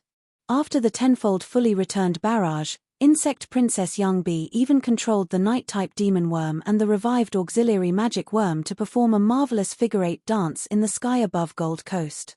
This means that insect princess Young Bee is very happy. Excited insect princess Young Bee split up, without thinking, spun around again, danced, and the golden patterns on the red Night-type demon worm's shell became even clearer. Great dance of death barrage, second shot, begin. Compared to the barrage in the first round just now, the barrage in the second round is denser, with all barrages centered on the location of Lilibet and the Faceless God. The 2 auxiliary magic worms, which usually release tracking fire spells randomly, gathered together and generated a huge light column of over tens of meters in one breath, concentrating all the energy in this locked light column targeting the Faceless God. Under the control of insect princess Young Bee, the Night-type demon worm kept spinning and shooting out billions of light bullets. This is a challenge, but also an invitation. Insect princess Young Bee's barrage etiquette. Things are changing. Loading. Divine sword skill, Gigabit Wings. The ice blue divine sword in Yunshi's hand shines brightly, rivaling the lifelike colors of insect princess Young Bee. Ancient and mysterious writings appear on the compass on the sword. Let's fight if you dare. There's nothing to be afraid of. Even if Yunshi has to go against the whole world now, he has no regrets. Facing the columns of light and light bullets flying all around, the principle of absolute inclusivity in the form of a circle emerges once again. You have bullets, I have sword skills. Insect princess Young Bee's Great Rebirth bullet screen faces off against Yunshi's divine sword skill Gigabit Wings. Round 2, begin. Chapter 1370, Bullet screen etiquette compared to the Crystal Bee army they encountered in Crystal Creek Valley last time. The barrage released by the true insect princess Young Bee controlling the seatworm was faster, fiercer, and crazier. This is an attack that even the legendary spirits do not want to face, coming from the unique art form of the insect princesses. It is a deadly dance, as well as a magnificent show of skill. Faced with this barrage attack that is fatal upon impact and disastrous upon contact for those below the legend rank, Yun Shi, who is also controlled by the faceless god, unleashed his divine sword skill, which belongs to his future self. The icy blue sword aura transformed into a ring and once again began to absorb the barrage attacks that came like a raging storm. The barrages that fell this time had more variations compared to the first round. They layered upon each other, like a sequence of dragon scales. They spun and intersected, resembling a chaotic dance of barrages that seemed to have no rules. Splitting, refracting, interlocking like a chain, creating a triangular barrage. The curious insect princess Young Bee, amazed by Yun Shi's gigabit wings, danced with all her remaining life, creating the most stunning and colorful barrage that Yun Shi had ever seen. The auxiliary magic worm, which kept dying and coming back to life thanks to the night-type demon worm, shot out continuous beams of light, striking the cold blue hue. It looked like the ring that kept absorbing barrage attacks was about to burst completely. The Azure Order Divine Sword gleamed proudly in Yun Shi's hand, absorbing and storing all the barrage attacks without leaving a single one. The icy blue ring remained steady, even when hit by over billions of barrage attacks. However, absorbing billions of barrage attacks put immense pressure on both the faceless god and Yun Shi. Even the legendary soft body, faced with the barrage attacks that tore space and souls from the insect princess, faced a deadly breaking point. Perhaps only the defensive capabilities of the soft body could not withstand the second round of the Great Dance of Death. The key lay in Yun Shi picking up and absorbing a large amount of soul fragments. At this moment, Yun Shi was not fighting alone. From a distant time and space, from the gold coastline where he once met Lilibet and turned into soul gold sand, one by one, different versions of Yun Shi were helping the present Yun Shi. They are Yun Shi's past, fragments sleeping in the gold coastline, eternal and indestructible soul gravel. With their help, Yun Shi was able to elevate his soul strength to the legend rank, truly matching the faceless god as a divine vessel. The faceless god, originally prepared only for the legend rank, can only unleash its true power once the legend rank is reached. The faceless god as a divine vessel. The unique environment of the gold coastline. Along with Yun Shi's exclusive divine sword skill, Gigabit wings for his barrage, this moment of miracle was achieved. After being bombarded for 10 seconds by the endless barrage of the divided body of the insect princess Young Bee in the sky, Yun Shi's ring of bullets finally reached its peak. Like a powerful volcano erupting, releasing the Earth's hidden forces instantly, causing a catastrophic disaster. Pair after pair of wings unfolded behind Yun Shi, shimmering and beautiful. Soft body changed instantly into a hard body, reflecting back every bit of the barrage absorbed by the Azure Excalibur sword barrier, leaving nothing behind. Tenfold return. A red night-type demon worm soared into the higher sky, displaying a dazzling display of high-speed maneuvers, its shields constantly shattering and then swiftly regenerating. Clearly, after absorbing the first counterattack from the Gigabit wings, the insect princess Young Bee split body also began to adapt to this counterattack that counters the divine sword skill. In this world, there is no relationship of absolute dominance. Water can be used to put out fires, but when flames reach a certain high temperature, pouring water on them will only cause it to evaporate instantly, and the evaporated oxygen will even fuel the flames. The ultimate power of flames, like the sunfire of the Golden Crow Princess, can even completely ignite an entire planet, evaporating all water and ultimately turning it into a sun.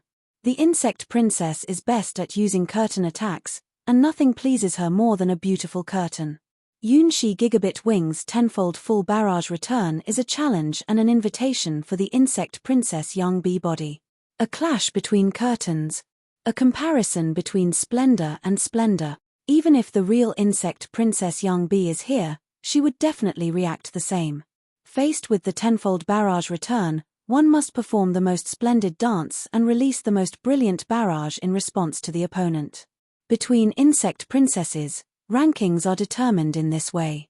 Barrage showdowns are how insect princesses solve disputes and divide their territories, an elegant yet dangerous ladder-like etiquette. Translated by Gravity Tales.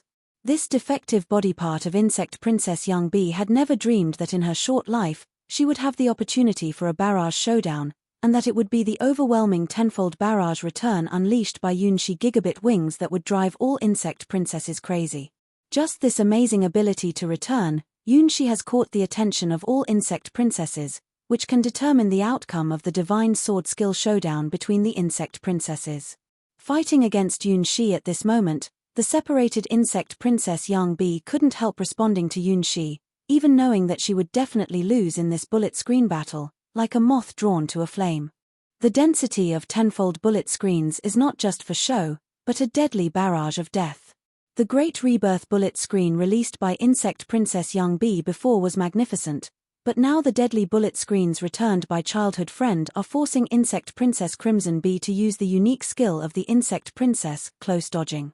Moving up and down, left and right in centimeters, Insect Princess Young Bee dances on the edge of the blade, contorting her tiny body, facing the baptism of tenfold returned bullet screens. The unlucky auxiliary magic worms are repeatedly blasted to pieces by the bullet screens. The Night-type demon worm hosting Insect Princess Young Bee is riddled with holes countless times. However, the separated Insect Princess Young Bee is very happy. Perhaps this is the happiest time in her short life. Being a defective product among the insect princesses, she is usually sent to less important battlefields to face unnecessary enemies. Winning doesn't really mean anything. Lost, but not a big deal. It's a disposable item that can only survive for a few days.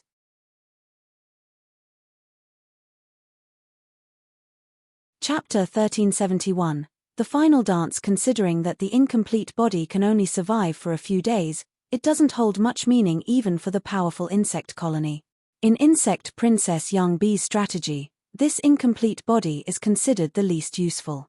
On the battlefield where the entire sky is the chessboard, the enemies encountered by the incomplete bodies are all weak and vulnerable.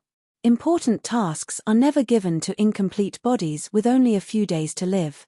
At this moment, the Insect Princess incomplete body flying on the Gold Coastline is the weakest and most inherently deficient among all the incomplete bodies created by Insect Princess Young Bee. Poor commanding abilities, mediocre barrage release abilities, even if sent to the battlefield, it wouldn't have much impact.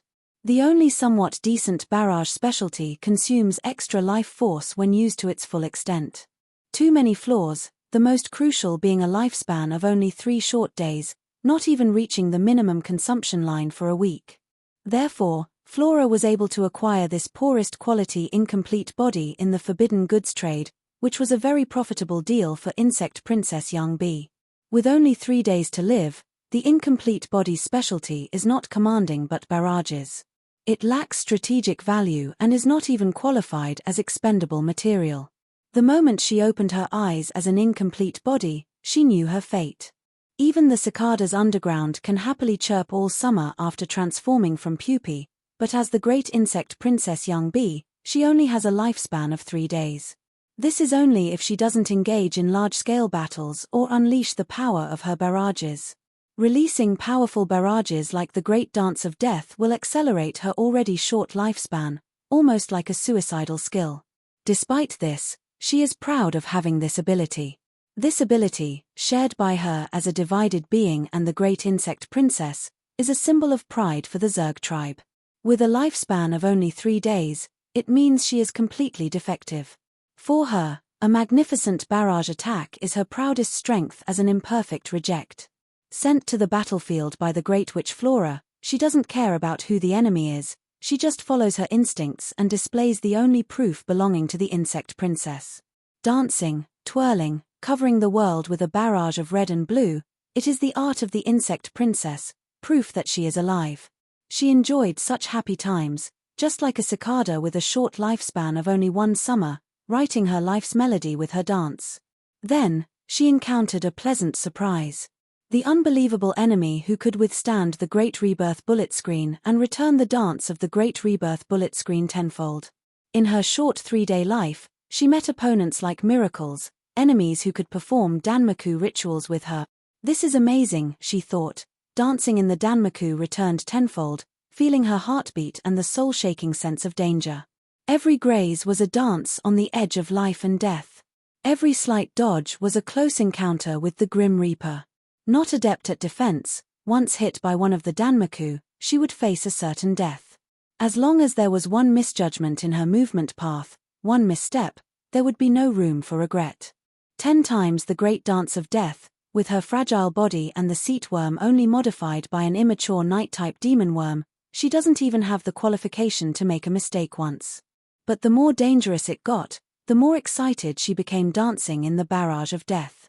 This is the stage belonging to the insect princess. Being a defective product, she had no right to set foot on the stage in the first place. How could a mere 3-day lifespan defective product like her have the chance to engage in a barrage battle with the insect princess? Apart from the legendary barrage power, she was a complete mess in every other aspect, not even worthy to face opponents of this level. Even the real insect princess Young Bee would anticipate the clash of barrages, a ritual belonging to the great insect princesses. Translated by Gravity Tales? In her flawed memory, when insect princesses from different star domains meet, they always greet each other with their unique barrages. The great dance of death mastered by insect princess Young Bee is one of the most beautiful and stunning barrage poses in the Zerg tribe. And at this moment, she faced a tenfold great dance of death, a magnificent melody that made her feel the breath of death time and time again. Very good, let's dance. Let me see if you have even more magnificent and dazzling Danmaku rituals. Even if you kill me, I have no regrets. Dying in such Danmaku is my most satisfactory way to die. So, let the Danmaku come more fiercely.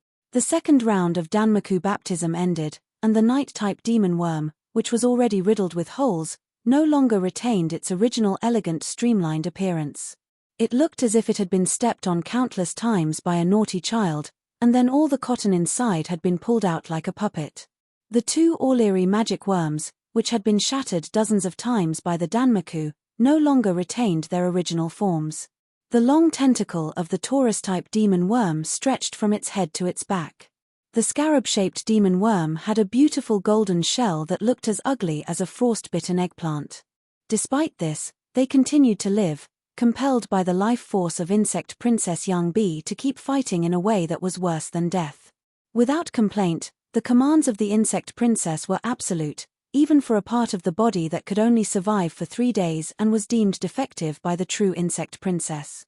Dying for the insect princess was the highest honor for all demon worms.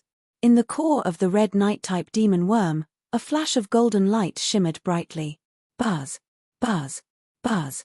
The graceful insect princess Young Bee, in her crystal bee form, danced a beautiful 8-shaped dance, releasing pheromones that only the Zerg tribe could understand towards her enemies. The meaning is probably, keep dancing with me. Let me see more, prettier things.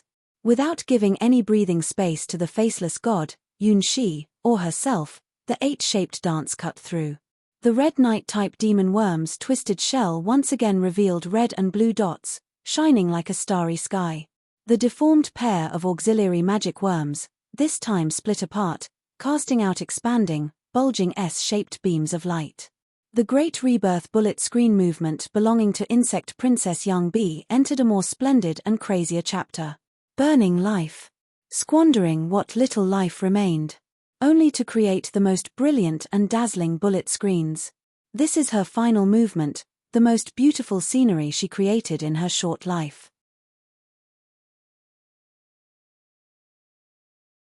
Chapter 1372, The Happy Chirping of Insects. Insect Princess Young Bee, who split herself at the cost of her life to perform a dance, Yun Shi saw it clearly and felt it too. Yun Shi, who is in a state of using up his future, is much more sensitive to the power of souls than he used to be. Even without looking with his eyes, he could sense that Lilibet behind him was in some kind of offline state, her soul's traces almost disappearing without a trace, which is why he could decisively pull out the azure Excalibur from her hand to use. Conversely, the soul flame of the split insect Princess Young Bee on the opposite side was burning abnormally. The seemingly powerful bullet screen attacks contain the essence of insect Princess Young Bee's life, as she ignites her own life and soul to release stronger and more magnificent bullet screens. In this aspect, Yunshi is actually the same. The Gigabit wings at the legend rank does not belong to his divine sword skill at this stage. It is the strength achieved when his soul reaches the true legend rank, which he will only achieve after picking up all his soul fragments on his 18th birthday when he enters the Gold Coast line. Right now, he is completely using up his future strength by forcefully pushing the Gigabit wings in a way that is beyond his current power level. The Great Dance of Death by the Insect Princess is the final chapter of her life song. Yunshi's Gigabit wings, however, is consuming his future potential. However, regardless of which side it is, both willingly pay the price. No one is right or wrong, this is a life and death battle for both sides. Insect Princess Young Bee's split self is about to end her short life with the most brilliant barrage and the most magnificent stance. This is her, as the split self of the Insect Princess, holding a funeral for herself. She won't wait for the natural death of the three heavenly queens but will burn everything in herself in this endless brilliant barrage. Yunshi and the Faceless God are willing to protect Lilibet, who entered a stiff state due to an accident, no matter the cost. Both sides have no way out. Sacrifice lives. Give up the future. Although they are enemies fighting each other, Yunshi can feel the message transmitted through Insect Princess Young Bee's dance. Come, dance with me in a more beautiful way. Let the barrage I release with all my strength come back more splendid and fierce. This is the season where barrages intertwine, a grand and magnificent funeral march of Insect Princess. Ignite the flames of life, turning into a barrage landscape swirling with nebulae. Insect Princess Young Bee's fragmented body is yearning for death, craving for a more crazy, more magnificent barrage music. The scale of the barrage attacks and defenses in the third round is larger, more chaotic, and unrestrained than the previous two rounds combined. Two magical light beams in the shape of S from auxiliary magic worms whipped wildly around the expanding ring of Azure Excalibur like a giant light whip. Countless stars falling like dense barrage, giving people a chilling and terrifyingly magnificent sight. The more Insect Princess Young Bee burns her own life, the closer she gets to death, the more complex, unpredictable, and irregular her barrages become. Faced with such a massive barrage attack, even other legendary figures would probably lose the courage to fight and simply choose to flee. However, Yunshi did not run away and will not run away. Gigabit Wings was a divine sword skill specifically developed to counter such barrage attacks.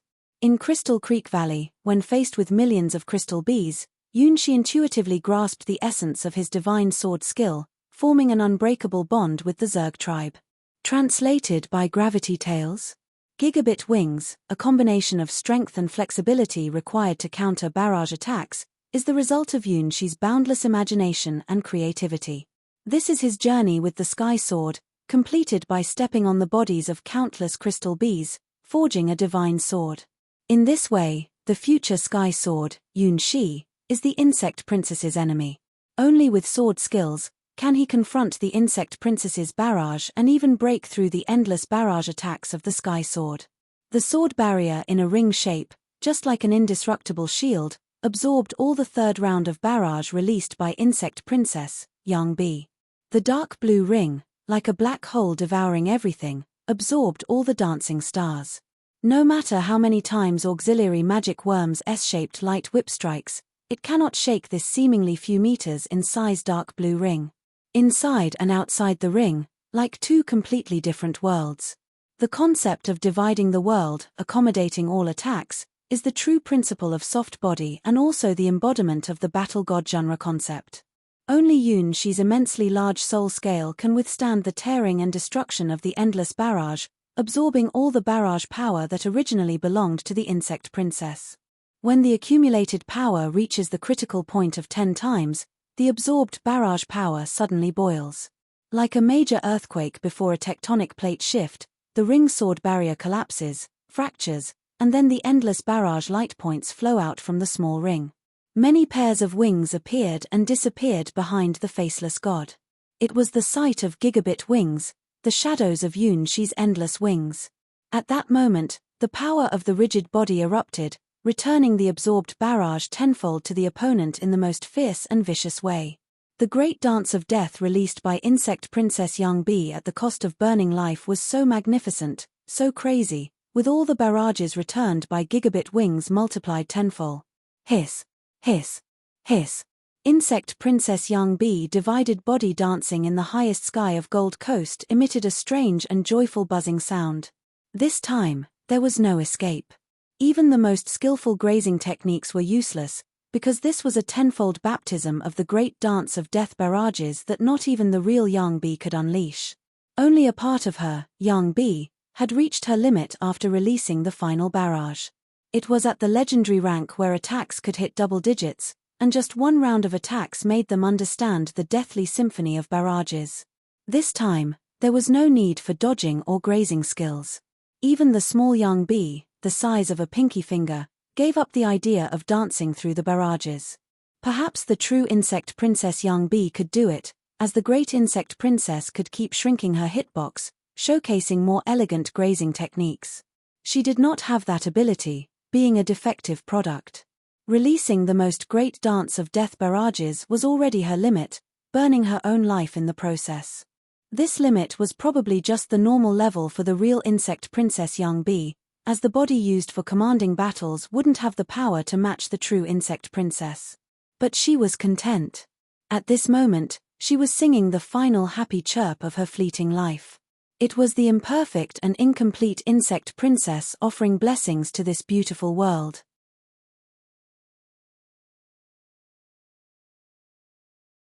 Chapter 1373, The Death of Insect Princess Hiss. The demon worms, who found their insect princess almost giving up resistance, let out sorrowful cries. Two auxiliary magic worms desperately gathered in front of the insect princess Young Bee's separated body, preparing to make the only resistance with their last bit of strength.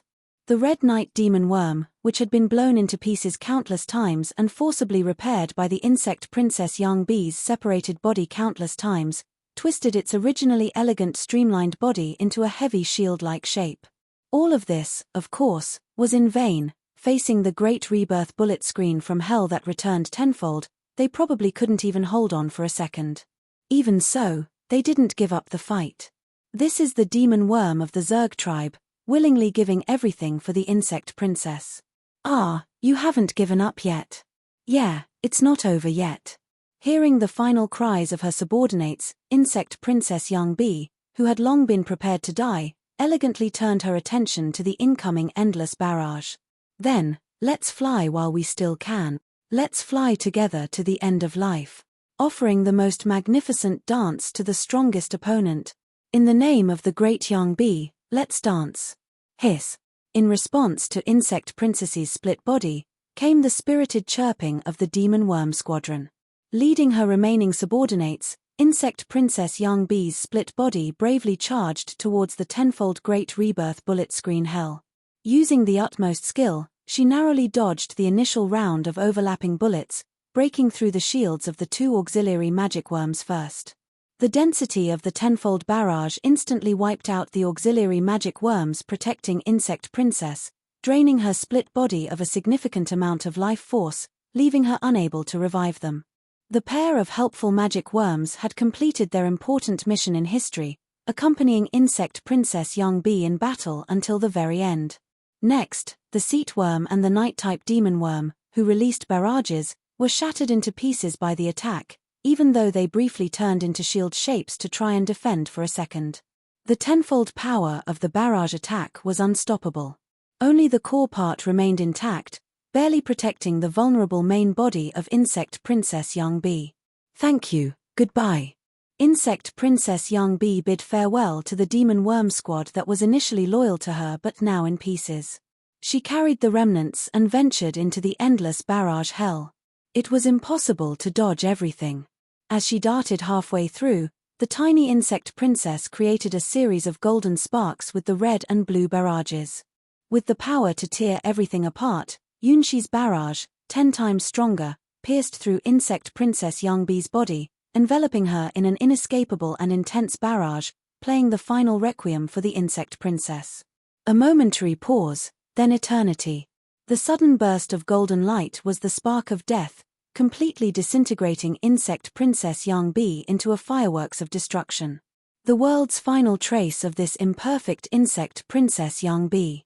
The golden fireworks turned into a dazzling stream of light, transforming into a crystal bee that was transparent and glowing. Because it was no longer dangerous and was not being attacked by bullets, it finally flew through all the bullets and arrived in front of the faceless god. All the physical bodies of insect Princess Young Bee had been destroyed by the Great Rebirth bullet screen, and what arrived in front of the faceless god was the last radiant soul of this insect princess. With curiosity, the insect princess gazed at the faceless god whose last radiant soul was fading away, then spread her wings and flew into the god's eyes. She saw the true face of the faceless god. Perhaps due to the unique environment of Gold Coast or the extraordinary spiritual power of Insect Princess, she finally discovered Yunxi. Yunxi, her opponent in the bullet battle, was the one who fulfilled her wish by returning all her bullets and satisfying her dying wish. Instead of living a plain life for 3 more days, she chose to burn everything and die dramatically. Yunxi fulfilled her wish by burying her with the most magnificent bullet screen.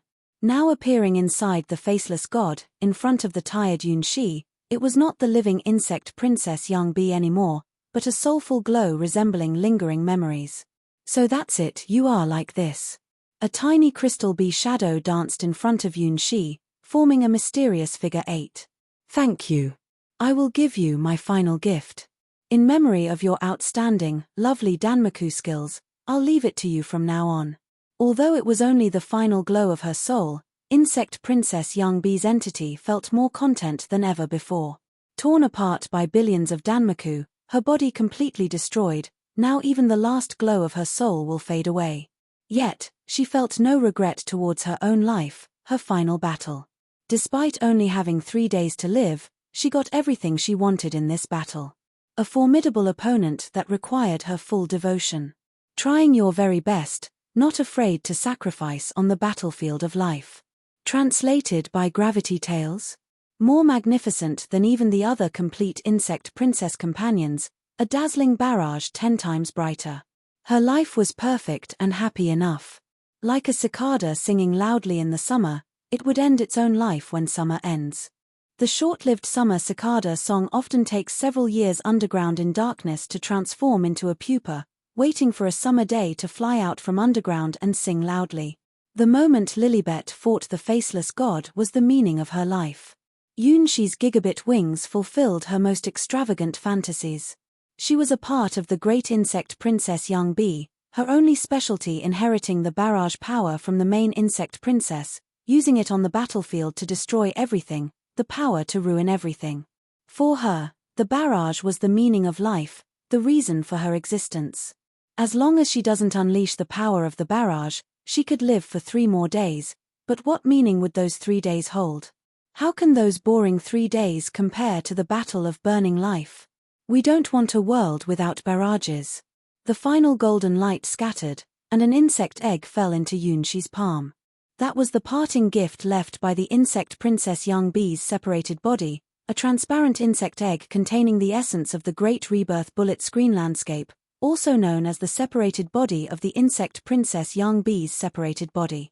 This was the insignificant last gift from the defective body of the Young Bee's separated body. As she herself was a defective product, the life force left behind could only produce a very weak individual in the form of the insect egg.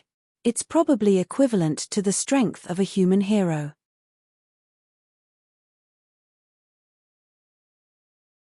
Chapter 1374. The Last Gift. Take it. Placing her separated body, which could only muster a little strength, into Yunxi's hands, the insect princess Young Bee's separated body turned into countless specks of light and vanished before Yunxi. What is this?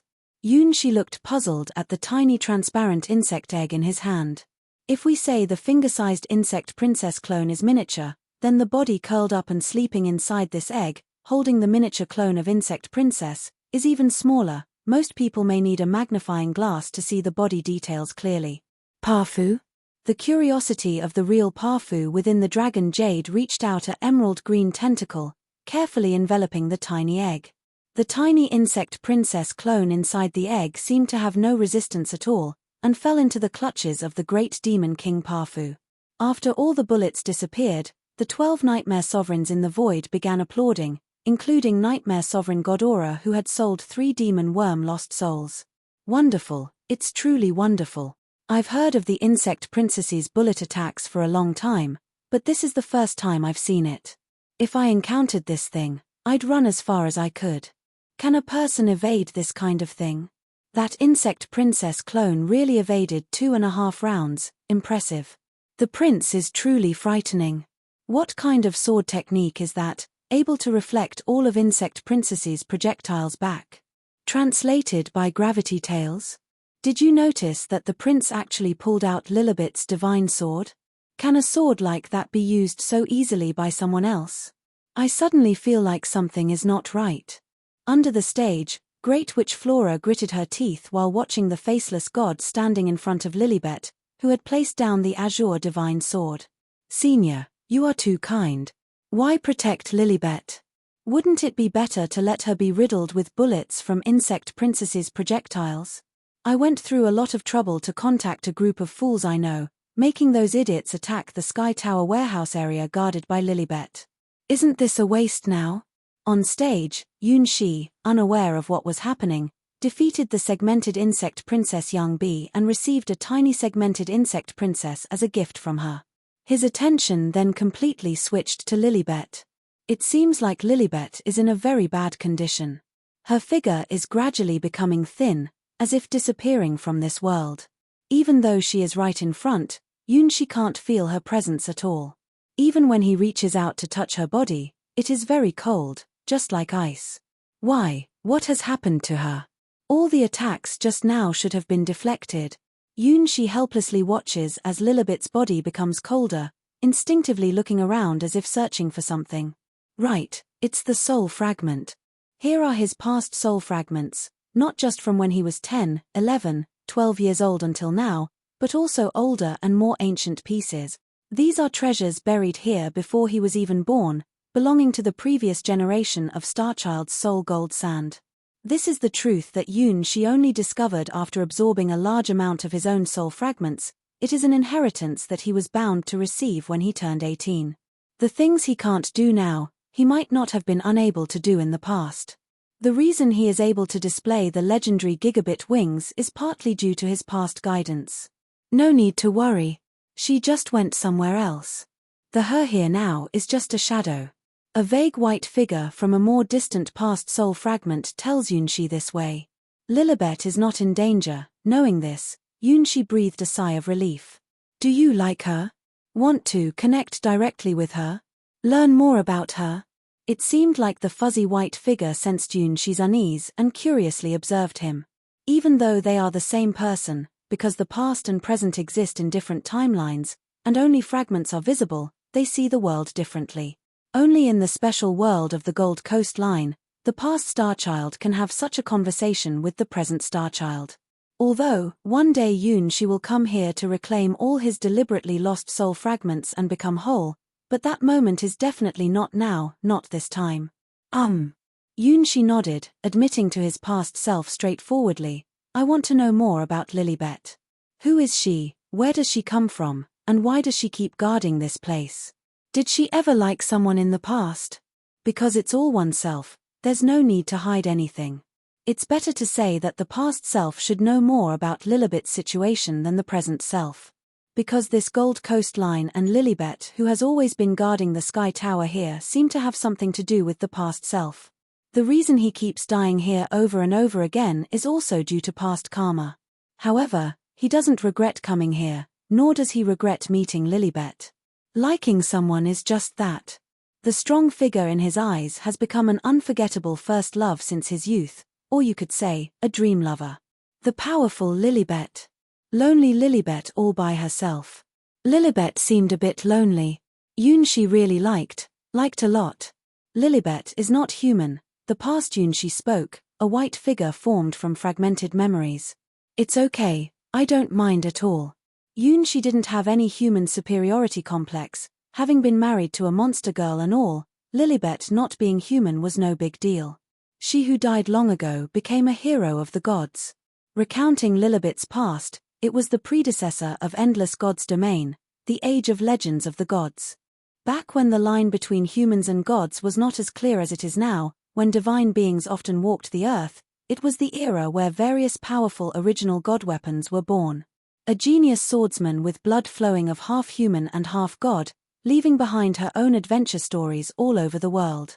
She defeated mighty dragons, broke chains binding divine beings, and dared to challenge all injustices. In the end, these adventures turned into legends, achieving immortal fame. The young girl embarked on the path of the Valkyrie, becoming a divine spirit aiming to protect the world tree.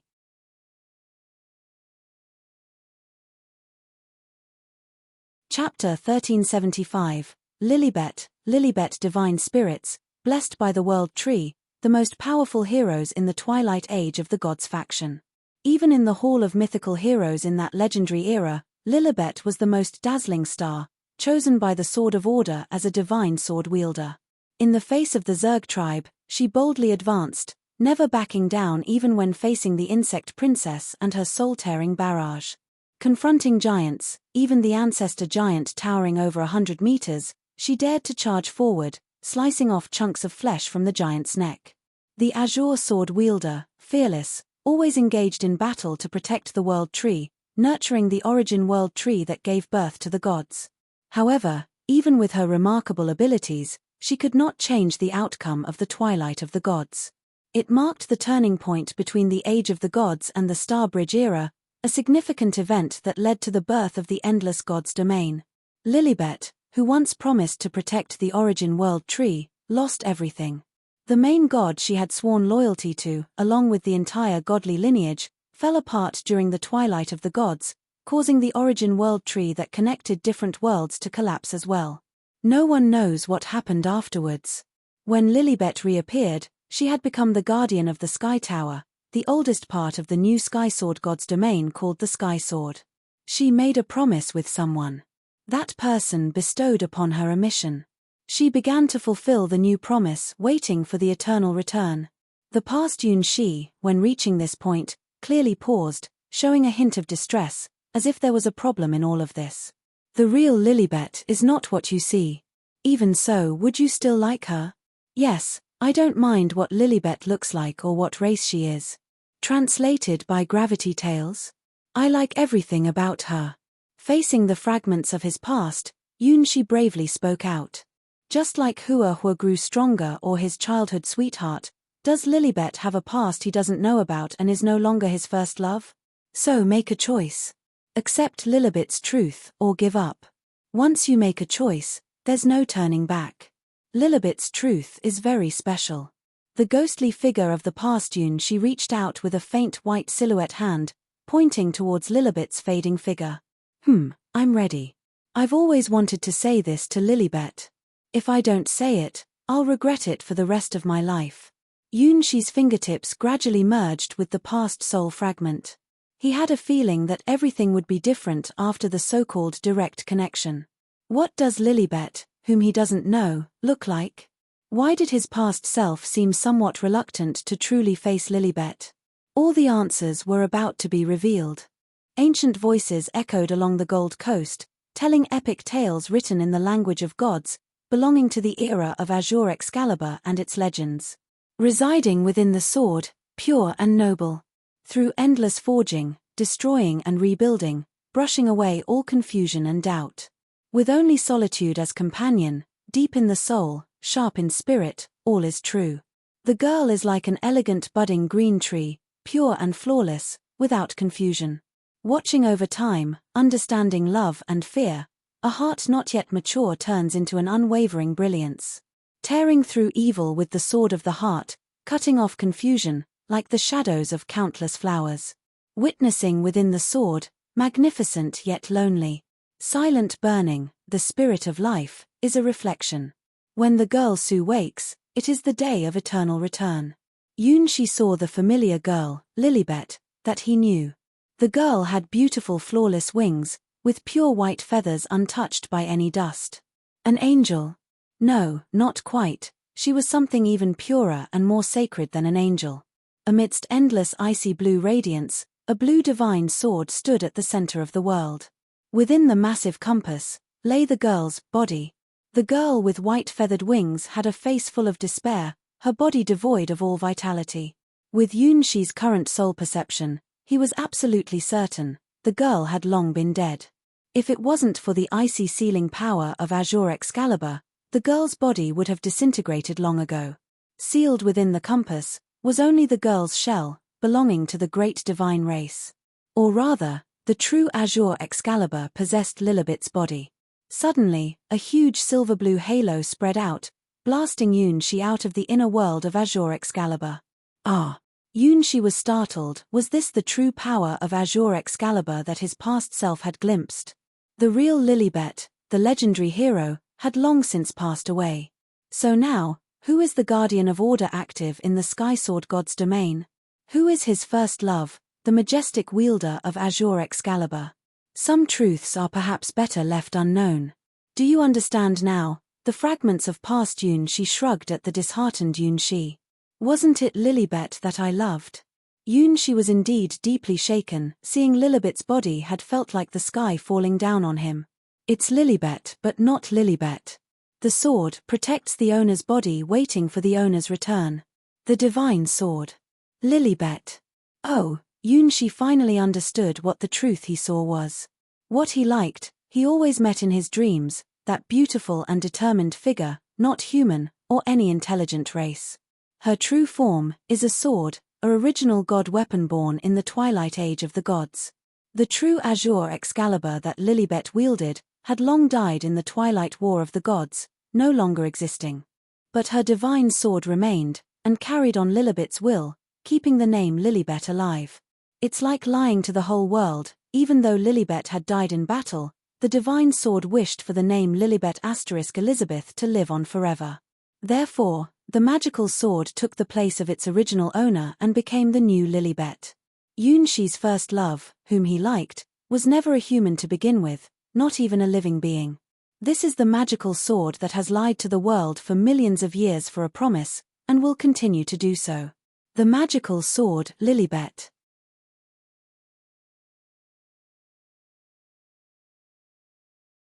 Chapter 1376. Like how come Yunshi can wield the rightful owner's Azure Excalibur? The reason is because, currently, the Azure Excalibur doesn't have a true owner, and the past Starchild has a connection with this magical sword, allowing Yunshi to draw it and unleash the legendary Gigabit wings. The Lilibet that Yunshi likes is actually the shadow of the magical sword itself, a seemingly illusionary existence. Chasing Shea Longness out of the Sky Sword God's domain, the Lilibet that has been pursuing her is not the real Lilibet, but merely a part of the magical sword. The real Azure Excalibur Lilibet never really leaves the Sky Tower. When the Abyss God attacks the warehouse area of the Sky Tower, the powerful sword retrieves its power from its split form and returns to the Sky Tower, dealing with the group of reckless Abyss Squid. What remains in front of Yunshi at this moment is just a part of the divine sword, a pursuit-type sword body split to hunt down Shea Longness.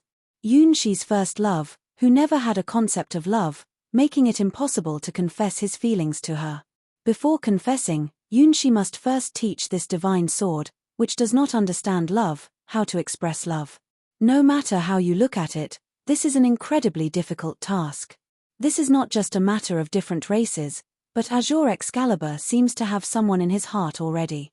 For Azure Excalibur, Yunshi is definitely not the most important person in the world. Seeing the figure sealed in the world compass, Yunshi understood who is the most important person to Azure Excalibur Lilibet. Lilibet, the late Azure Excalibur owner, was the girl loved by Azure Excalibur. In the folk song, the heroes who sacrificed in the battle called the Twilight War of the Gods were praised. The chances of true death for gods are very small, but it does not include the gods who died in the twilight of the gods' battle. The Doomsday Battle that led to the destruction of the entire God's Domain world, the predecessor of the Endless God's Domain, was one of the rare events where the entire god system collapsed, with countless fallen gods.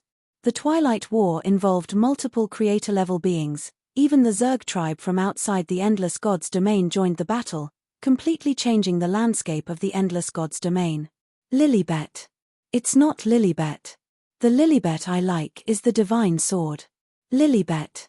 The person the divine sword Lilibet likes is Lilibet. For the young man who finally had the chance to confess to his first love, this truth was indeed very cruel. It can be said that this is one of the biggest blows She has ever experienced in his life. The old self was right, sometimes it's better not to know the truth. Once you know the truth, you can't go back to the past. Goddess Sword Lilibet probably wouldn't mind, she is the Sword of Order, inheriting the will of the past Azure Excalibur to guard the Sky Tower's guardian. A boy who always appears as a wandering soul to her, then gets killed by her again and again. Even if he says those words, Lilibet, who has already loved someone, probably won't have any reaction. She wouldn't even have a response like "you are a good person," maybe just a blink of the eyes without any reaction. She knows that Lilibet won't like him. It's just wishful thinking to hope that his first love would like him.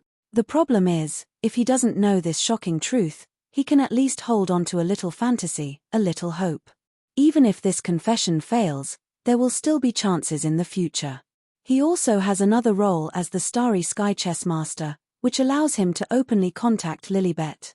Perhaps, just perhaps, in the future, the relationship with Lilibet will improve, and there might be a chance for something more. For teenagers going through puberty, just having the chance to fantasize can make them happy. Even though in Water God's world he was arranged to marry millions of new brides by star trial, She still remained the 16-year-old boy in front of his first love, Lilibet. Learning the truth about Lilibet directly was 1,000 times more hurtful than just being told you're a good person. Translated by Gravity Tales. She was close to tears, sobbing uncontrollably. On the Gold Coast stage, the faceless god's gaze towards Lilibet became particularly uncertain, completely losing the tension that had just made the great witch Flora below feel nervous. Did you notice Lilibet was distracted? Yes, she's in a battle with those squids, 3 of them are already taken down. No, I need to lure a few more squids to keep her occupied as long as possible.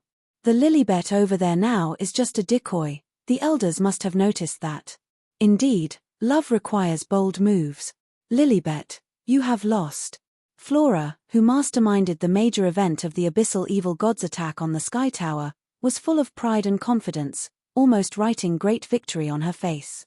How could Lilibet, the naive Sky Sword, be a match for the Great Witch in love? Only those who stop at nothing for love can have the last laugh. Want to compete with me for the seniority? You're a million years too early. Bring another 3 servings of squid, don't let Lilibet come back here. Squids, attack. Keep coming back even if you kill them in endless waves, it doesn't matter. Do you regret it? Do you want to forget this memory? Now, it's okay to not know some things. The past She looked at his future self in turmoil, shrugged his shoulders, because love led to a great tragedy, a common trait among Starchild through the ages. No. She shook his head. Some things, once known, cannot be forgotten. Even so, this is his life, the time he has experienced. Perhaps in the future, this time will also turn into fragments buried in the sands of the Gold Coast, but for now, he owns this time, it is his treasure. The Gold Coast line guarded by Lilibet is the treasure trove of Starchild through the ages. If not opened, no one knows what secrets lie inside. I like Lilibet. It's okay even if she's not a person. It's fine even if we're different races. Even if the person she likes isn't me, I don't regret liking her. Is it wrong to like swords? Liking someone is just that, it doesn't matter who they are. I will confess, sob. Even if I cry, even if I know it won't work out, I have to say it at least. Just the feeling of tears streaming down, it's really sad.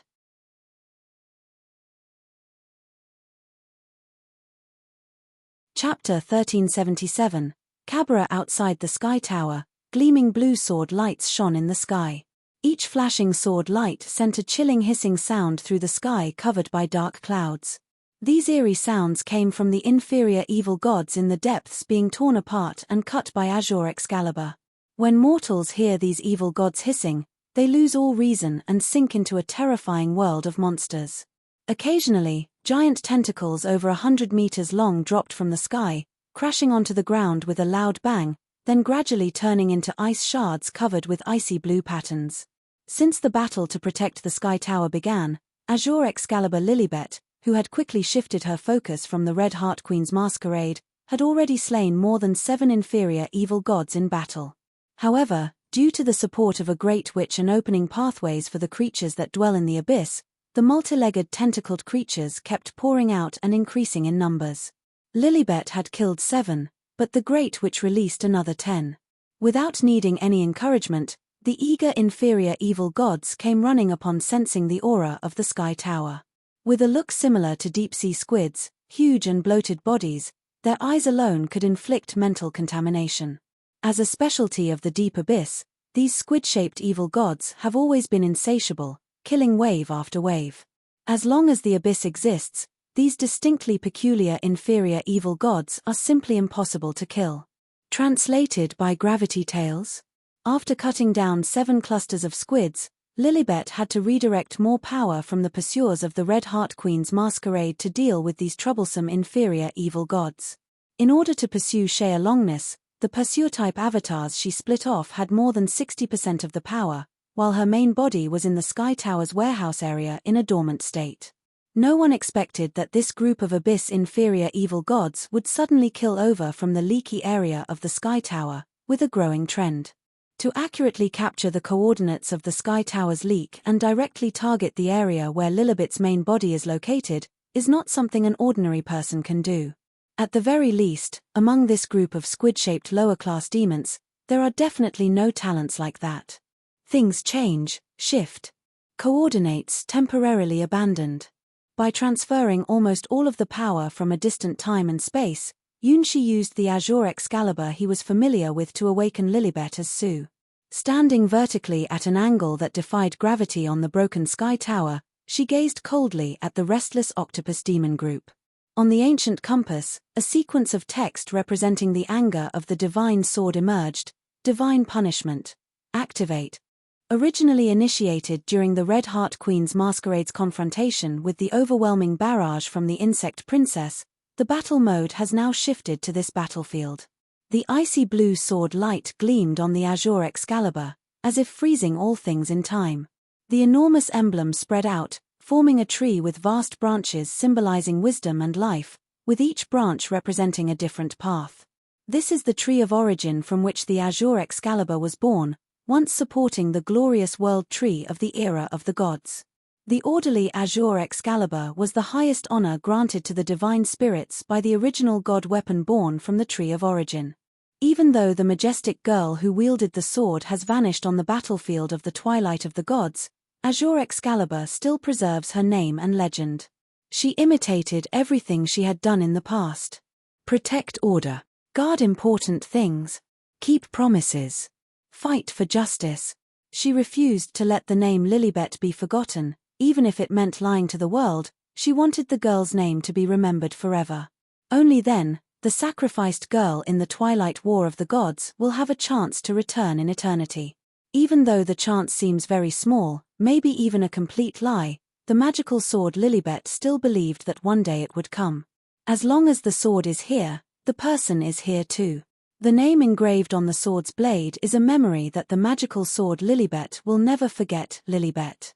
For that elusive hope, the magical sword has been waiting for millions of years, maybe even millions more to come. The eternal guardian, this is the belief that the magical sword holds on to.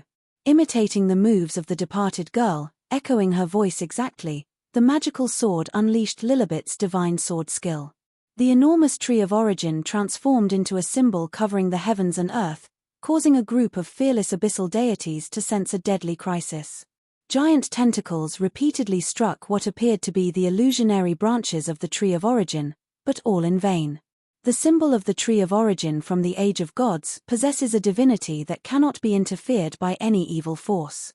The branches lead to an ancient divine being's realm. Even though the era of gods has ended and all the godly thrones in the twilight of the gods have collapsed, the tree of origin has long disappeared. This symbol still holds a power above all else. Kabara shouted loudly the name of the tree of origin. The divine sword Lilibet unleashed the divine power held by Azure Excalibur. Symbolizing the origin of the gods, the world tree instantly surrounded the entire Sky Tower, with each branch spreading endlessly in all directions. Abyssal evil gods flooding into the gap of the sky tower, one by one, were disintegrated and annihilated by the holy light. Facing the symbol of the world tree's origin of the gods, their resistance was no different from insects. Symbolizing the origin of life and wisdom, the world tree even captured the void crack opened by the great witch Flora, extending its branches to repair this non-flaw in the floor. In the name of the gods, the order of the divine light imposed sanctions. This is the ultimate power of Azure Excalibur. Even though the era of the gods has ended, as long as Azure Excalibur still possesses the power to summon the world tree symbol, it means that there are still divine beings responding to the voice of the tree of origin. These divine beings can no longer be considered descendants nurtured by the world tree, they are only inheritors of the fallen divine ranks, they are the new era of divine beings. Among them, only a few exceptions, like the 3 shining branches on the world tree branch right now, symbolizing the Norns of the world tree. It's over. Lilibet jumped down from the sky tower and returned to the door at the bottom of the tower, inserting the divine sword into the soul gold sand and closing her eyes. For now, they couldn't chase after Shea Longness.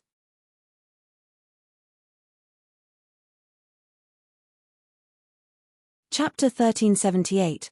The flirting method of the divine sword. Being able to unleash a super powerful divine sword skill that can defeat 2 digital abyss evil gods in one strike is not easy. Moreover, the current Azure Excalibur is without an owner, so the consumed power of the divine sword cannot be replenished through the owner. The Kabara sword that pierced the sky just now consumed a large amount of the divine sword power of Azure Excalibur Lilibet. A god weapon without an owner, even though it has the ability to fight independently, has its flaws. Translated by Gravity Tales. The flaw is the difficulty in replenishing consumed power. This is not a problem for battles of legend rank generally, but if you want to unleash the ultimate move like just now, there might be a lack of power afterward. Fortunately, this is the Sky Tower. As the guardian of the Sky Tower, the magical sword Lilibet had a special way of recovering her strength due to an agreement with someone. By inserting the physical form of the magical sword into the soul gold sand, she could restore her power with a large amount of soul gold sand. One day, after calculating the strain from forcibly splitting and transferring the power to unleash the world tree's power, Lilibet closed her eyes. To temporarily halt Shea Longness's pursuit, she paused for 24 hours, allowing the chasing-type sword bodies to enter automatic mode and track Shea Longness's location. By waiting for 24 hours, she could fully recover her strength and resume the chase. The item she had stolen must be recovered, unless unexpected events like the Sky Tower being attacked by a large group of squid evil gods occurred. Pursuing Shea Longness remained the top priority task. The warm sensation of the soul gold sand gradually filled the depleted power of the sword Azure Excalibur's physical form. In the lonely millions of years, these special gravel had always been an important power supplement for the sword Lilibet and could be reused. She had become accustomed to this method of recharging. On the Gold Coast stage of the lady, Lilibet, who was continuously weakening, opened her eyes. Things are changing. Continue the first sequence task. Track Shea Longness. Faced with a confused and anxious Yunshi, Lilibet's expression remained as cold as always, which was familiar to Yunshi. However, knowing the truth about Lilibet, he, who was ready to confess to Lilibet, still couldn't bring himself to speak up until now. This is really too painful. Knowing that there would be no response, a confession destined to fail turned out to be so difficult to say. Lilibet, who is the Lilibet he likes? Always appearing before him was the divine sword Lilibet, but the landscapes depicted in Yunshi's mind were more than just Lilibet. At least in Yunshi's imagined future, Lilibet would smile at him, exuding warmth like a gentle woman. After learning the truth about Lilibet, all of Yunshi's fantasies about Lilibet's future collapsed.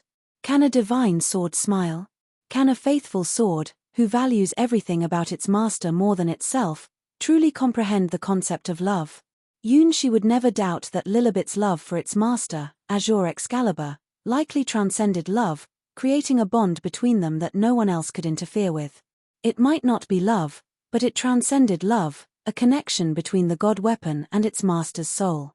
Enduring millennia of loneliness for the sake of the deceased Azure Excalibur, Lilibet, the divine sword, was like the landscapes seen in Yunshi's dreams.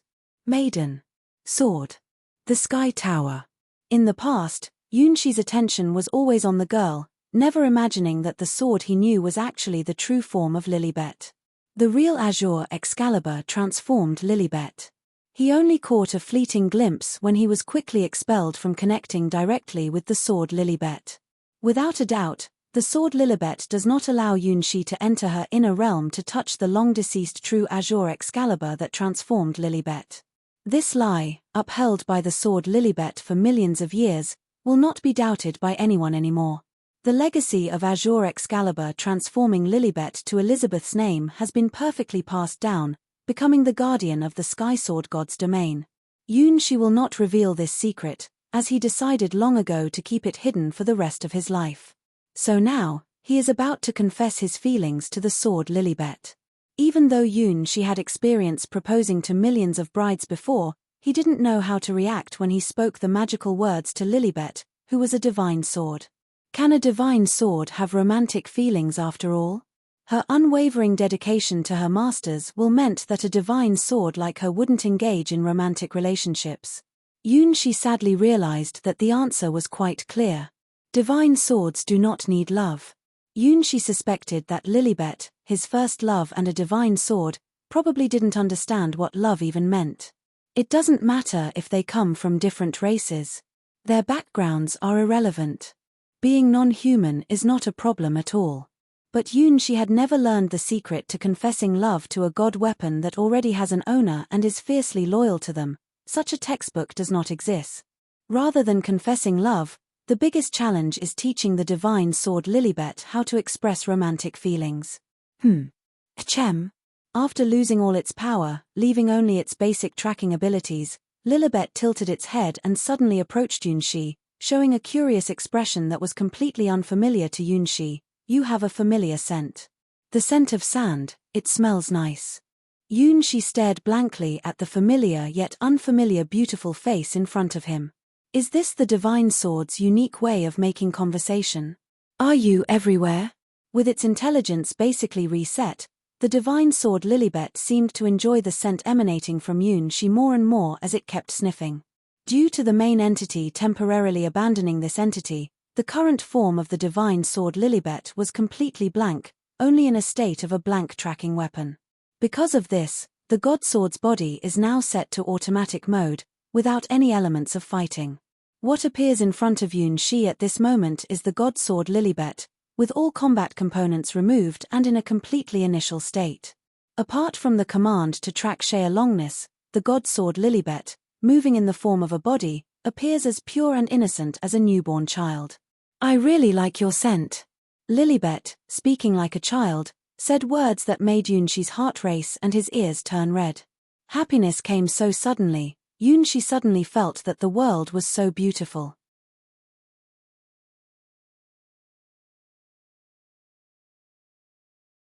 Chapter 1379. Inhale, inhale, inhale happy. It felt like his whole body was flying. What is the likelihood of one's first love, dream lover, saying the word like to them? Besides, this first love and dream lover, from any angle, cannot exist in Yunshi's past. I also. Yunshi stuttered, totally losing his usual calmness. This is what Lilibet called liking. The beautiful azure Excalibur, which he could only see in his dreams before, spoke in a magical language. A feeling of happiness swept over Yunshi's body, the 16-year-old boy's mind boiling with thoughts, almost making him say in response, I like you, Lilibet. It was such a dreamy time for someone you like to confess to you. Yet, something seemed off.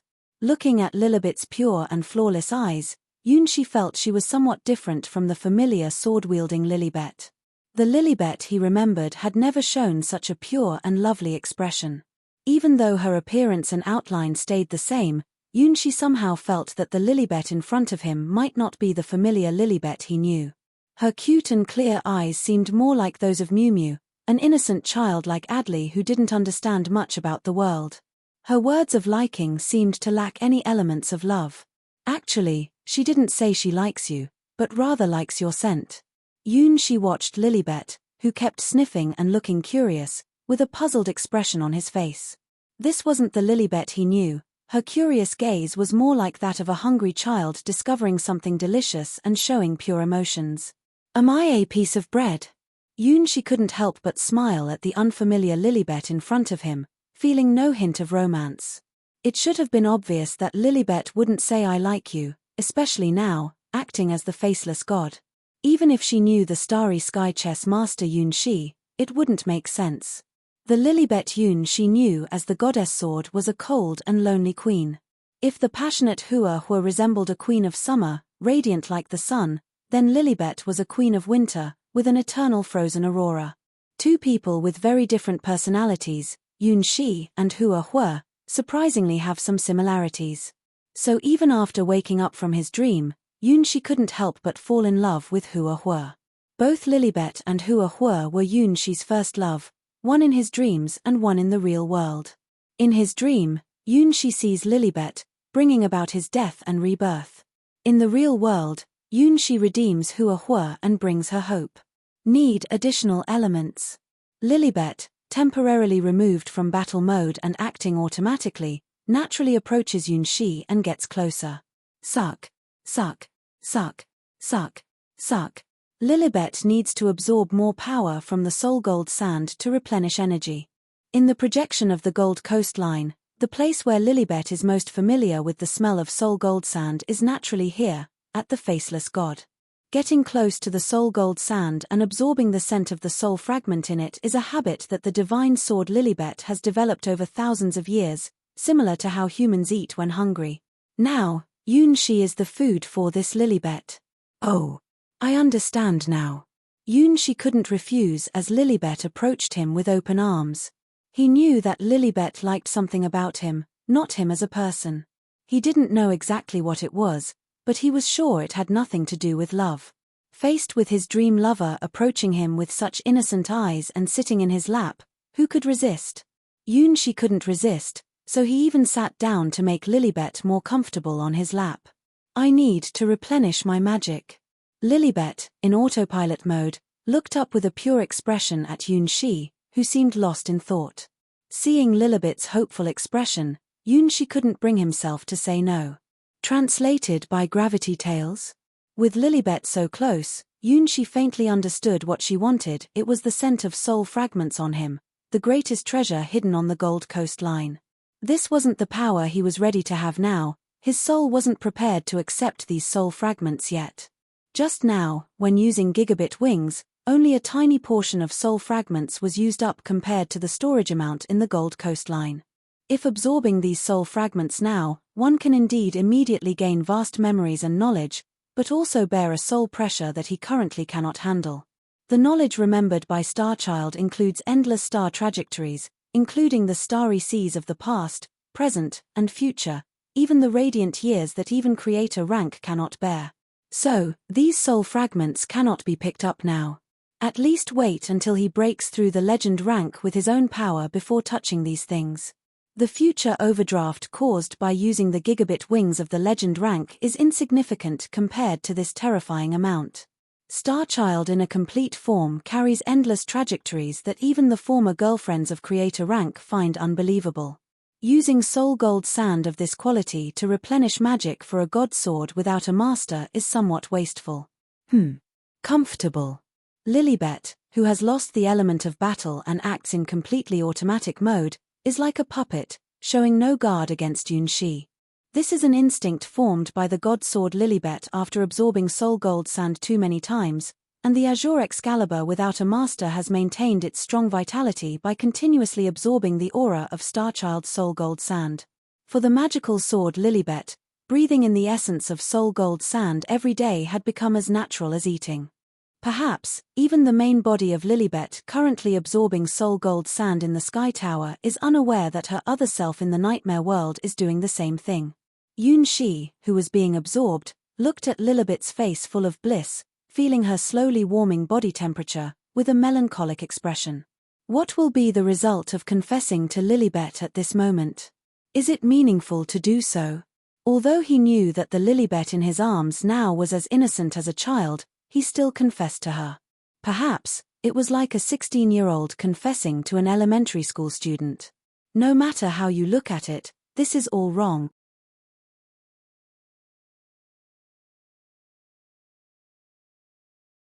Chapter 1380, Yunshi's confession. Next to the beach of Gold Coast, Lilibet snuggled in the arms of the faceless god, her feet spread out, her little hands occasionally touching the faceless god's somewhat cold cheek. Yunshi looked at Lilibet in his arms, who looked like a child, with a complicated gaze, hesitating to make a decision. Under the stage of the noble ladies, Flora, watching this warm scene, was furious. Of course, this anger was definitely not directed at Yunshi, but at the shameless guarding Sky Sword who was now pretending to be a good girl in Yunshi's embrace. Why couldn't she see this side of the Sky Sword? God Aura, show me the goods. Show the goods. Show the goods. I want rare items. Show me the rare type of spirits. In the empty space, Nightmare Sovereign God Aura heard the deafening roar of Great Witch Flora. Translated by Gravity Tales. Flora, we're out of stock. Elite level spirits are not easy to deal with.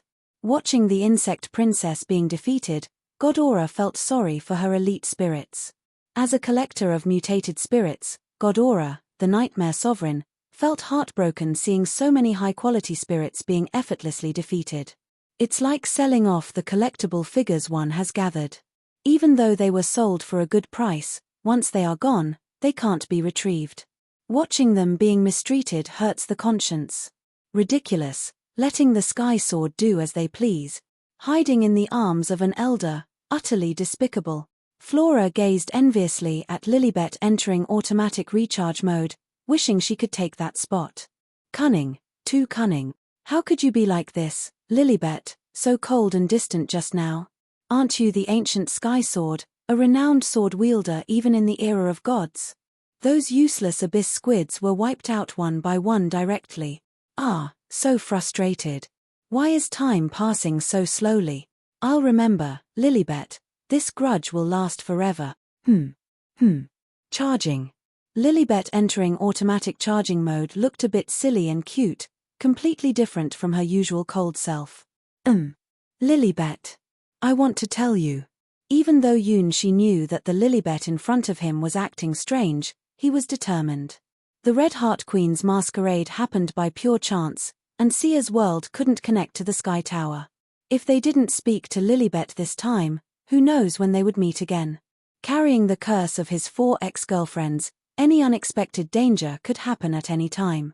If they missed this chance, there might not be another. Despite knowing that his first love Lilibet wasn't human but actually the Azure Excalibur itself, and might not even have human romantic feelings, Yunshi still liked her. Only after mustering enough courage did he prepare to confess. For the Nightmare Sovereign in the empty space, what happened on the ladies' stage was just a performance, but for Yunshi, it was a sincere confession he had to make right now. No matter if he gets a response, no matter if she understands or not, he still has to say it. This is Yunshi's courage, his first love confession. Lilibet. I like you. Maybe it's love at first sight? In the hazy thoughts of the young boy, on that night when he first stepped on the Gold Coastline, he saw the figure that had been standing watch for countless ages. Fate. Or a miracle. In his memory, she always stood quietly in front of the door of the Sky Tower, with the golden beach stretching out beneath her feet. 3 strands of ice blue hair stood upright on her forehead, long braids hanging down behind her, and steel blue gemstones adorned the cuffs of her sleeves. The sword-shaped ribbon at the corner of the dress hung down, always giving a very cold sense of aloofness. The azure blue sword, longer and slimmer than her delicate body, with a blade over 1/2 meter long, and a large lock hole on the circular compass, making people curious about the secrets locked inside. The girl in bluish steel, with a commanding posture and eyes that always keep others at a distance. The current Yunshi finally learned that secret. Concealed in the compass of the divine sword was the body of the girl, the last trace left by Lilibet with the Azure Excalibur in this world. The ancient divine sword, transformed into the appearance of the divine sword wielder, fulfilling a millennia-old promise with someone, guarding the Sky Tower and the Sky Sword God's domain. That determination, that belief, did not fade because Yunshi learned the truth, shining even brighter like a gem washed by the river of time. Yunshi did not regret loving Lilibet, even though she was not the warm-hearted Lilibet he had imagined, But Lilibet did not understand what love was. Tastes good, great review. Faced with Yunshi's confession, the charged-up Lilibet in energy mode gave her response. Ahaha, just as I expected. Yunshi chuckled sadly. Instead of confessing feelings, maybe Lilibet, the divine sword, needed to learn the basics of love first, to understand what love is before realizing the courage Yunshi had mustered at this moment. It's like playing the lute to a cow. But why is it that simply speaking out loud made Yunshi feel like a weight had been lifted from his heart? Looking on the bright side, at least Lilibet didn't outright reject him, which might be the best news for Yunshi after all. It's certainly much better than a response like, "You're a nice person, but we're not a good match." Lilibet. The first Lilibet was the one Yunshi had imagined, the azure Excalibur wielder from the twilight age of the gods, a divine spirit protecting justice and order. The second Lilibet was the real one, who had taken the place of the original azure Excalibur wielder, continuing the mission of the Lilibet. Where is the line between make-believe and real? Is the Lilibet he likes just a shadow of the past sword master? How much of the Lilibet Yunshi loves, who now acts as the goddess sword, is still part of the past Lilibet? Always feel like your first love is something special. Replenish magic. After rushing into Yunshi's embrace, Lilibet found a better way to recharge, more efficient than being in Yunshi's embrace. So, what method is better at replenishing magic than a close hug? The answer is negative distance contact. Lilibet turned around, earnestly pushed Yunshi down on the beach, and then kissed him. The soft lips brought a taste similar to ice and snow. What crime is it when being violated by a girl?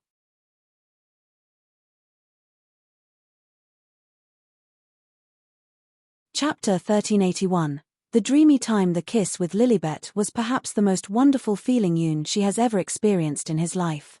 Because Lilibet's lips were cold and had a fresh fragrance, they touched Yunshi's heart more deeply than the passionate Lamia's or the shy and charming Celian queen. This is Lilibet kissing me. When Yunshi was suddenly attacked by Lilibet, he briefly went blank, feeling as if someone had hit his head hard. Who am I? Where am I? What am I doing? Deep questions similar to life philosophy kept emerging in Yunshi's mind, until finally all the words turned into one sentence: I was kissed. Did Lilibet, his dream lover, kiss him, her first love? Happiness came so suddenly that Yunshi couldn't even react. Ugh. Lilibet, sensing a better way to recharge in auto mode, continued to deepen, absorbing the soul gold sand aura carried by Yunshi in a way that left him breathless. Beneath the ladder-like facade, the great witch Flora had completely lost control. This is outrageous. You dare take advantage of your senior. Is this how you uphold the ancient sky sword as the guardian of order? This is breaking the rules. If Flora could have stormed onto the stage, she would have likely charged in already. How could she allow Lilibet to behave so recklessly? Give me more flavor. Even though she had never learned, Lilibet instinctively knew how to French kiss, delving her tongue repeatedly into the faceless god's depths. Yunshi, who was completely synchronized with the faceless god, could clearly feel the warmth of Lilibet's skin as she sat on him, along with the slightly cool taste of her small tongue. This is a crime. Yunshi had never thought about being pushed down by Lilibet on his own initiative. With Lilibet's cold temperament, even in Yunshi's most extravagant fantasies, he couldn't imagine her taking the initiative to kiss him. The attributes of Lilibet's dream lover would make Yunshi so excited that he couldn't sleep all night, even just holding hands. This world is just too unrealistic. In front of the distant sky tower, Lilibet, who had automatically entered a state of meditation, shivered lightly, and her eyebrows twitched a few times. It seems like the speed of absorbing Soul Gold Sand's power has increased. This is not an illusion. The power of the divine sword, which originally took 24 hours to replenish, is now replenishing at a speed about 10% faster and still slowly increasing. Great, it's time to chase Shea Longness, and we can do it earlier now. Lilibet, a chase-type split body in the reflection world of the Gold Coastline, keeps attacking, and attacking. The action performance is all about kissing, and more kissing. After all, Lilibet is in a feminine pose, so close contact is the simplest and easiest way to convey this. Her long legs and the faceless god fit perfectly together. Face to face, chest to chest, leg to leg, foot to foot.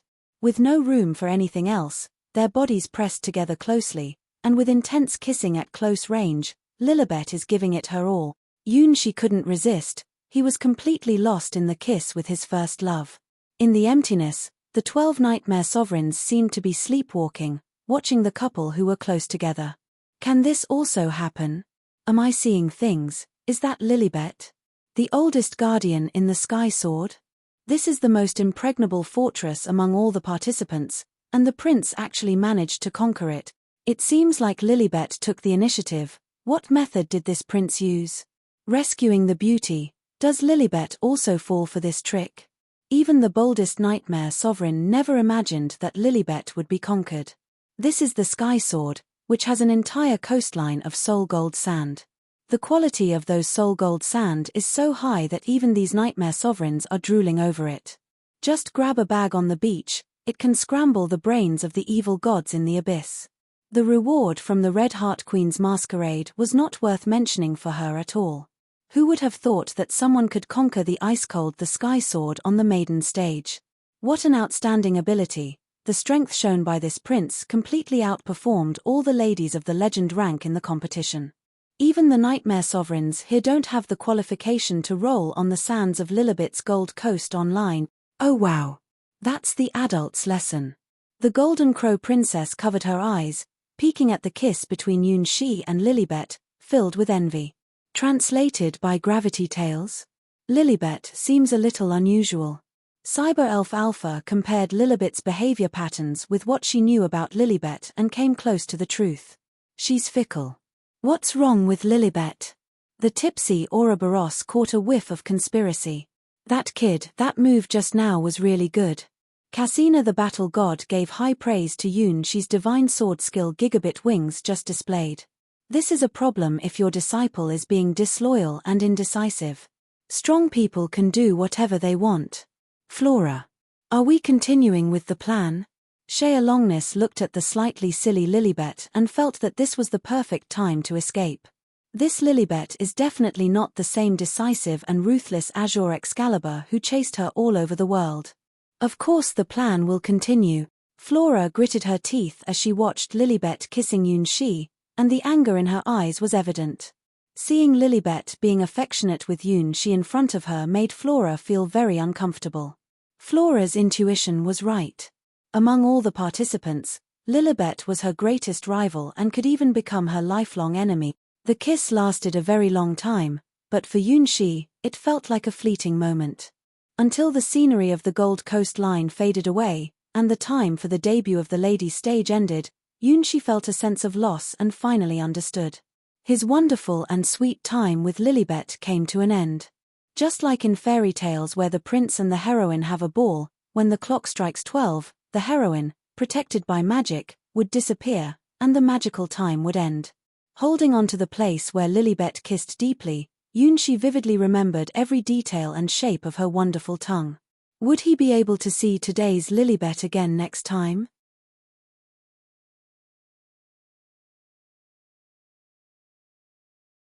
Chapter 1382, The Witch's Maze. Lilibet, coming down from the scene of the ladies' stage at Gold Coastline, stretched lazily, looking completely satisfied. Magic replenishment, insufficient. More soul gold sand essence is needed for recharging. Then, Lilibet, who had entered automatic mode, began to stare at Shea Longness next to her, the thief who stole the tribute offerings to the Western Queen Mother from the secret warehouse of the Sky Tower. Stare. Stare. Stare. Shea Longness, who was being stared at by Lilibet, felt a huge pressure like being targeted by a venomous snake. Flora, let's just get rid of her. For Shea Longness, this was the only way to solve the problem completely. There was no escaping. This was the bloody lesson learned after being killed by Lilibet over a dozen times. Not knowing what mark Lilibet had placed on her, no matter where she tried to run, Lilibet always found a way to catch up. Of course. Lilibet must die. Flora stared at Lilibet. The plan to ambush Lilibet was already in full swing. Those abyss squids never learn their lesson. If you offer enough bait, like soul gold sand, you can always lure out a large group from the shallow abyss. This time, Lilibet won't be able to escape. But before that, she still has to complete her most magnificent stage performance. As the brightest leading lady of the Red Heart Queen's masquerade, she must put the most perfect ending to this ladylike stage. Senior, I'm here. Lilibet, for sure, will not lose to her. My love for the senior is the strongest. The endless ruins scenery, without looking at Yunxi, he knew that the final leading lady had arrived. The most special participant in the Red Heart Queen's masquerade is always the Great Witch who appears at the end of every event. Dusk Witch, Flora. The apocalyptic ruins scenery is her obsession and her hometown. However, the ruins scenery presented this time is noticeably different from the last time. It's the sky. Yunxi looked up and saw the sky starting to be covered by a thin layer of black.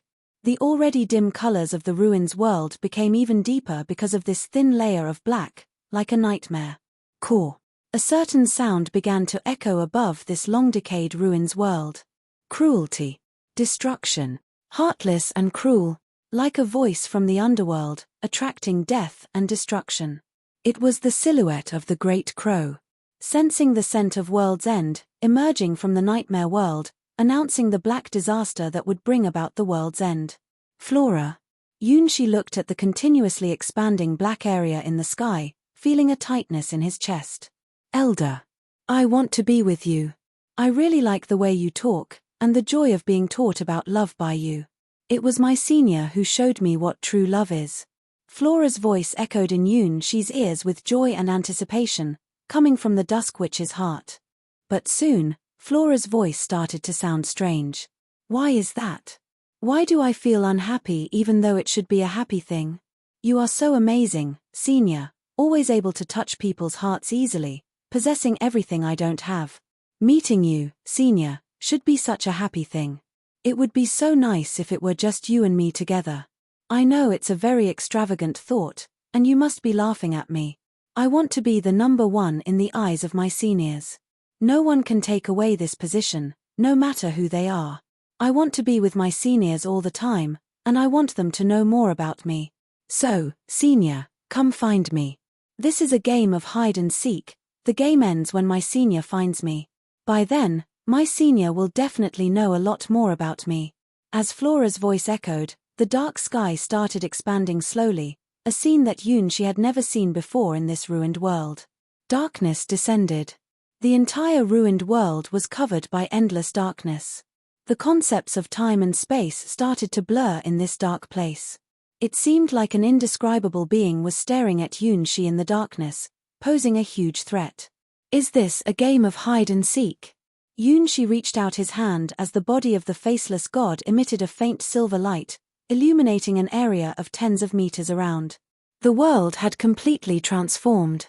Walls resembling some kind of flesh appeared around Yunxi, with even the ceiling having a similar structure.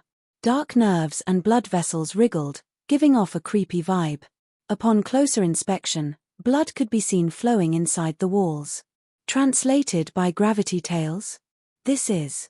Looking at the structures around him, Yunxi made a somewhat uncertain guess. Boom. The fist of the faceless god struck the wall made of flesh and blood tissues, creating a large hole. The damaged part of the organization quickly squirmed, extended, and repaired the damaged wall. Behind the wall, there were other passages and walls leading to unknown areas. Indeed, the words above. The faceless god jumped up from the ground and heavily punched the top of the passage. The flesh and blood structure, identical to the wall, was blasted through, revealing another level of passage and a clear view of an identical wall. Are they all the same? Yunxi became more certain about where they were. Flora told him a story about the destruction of her homeland. The natural disaster monster lured here by the scent of death in the world, possessed the power to travel through dimensions, the Great Crow. Here, inside the body of the Great Crow, was the gradually spreading black shadow he had just seen in the ruined world.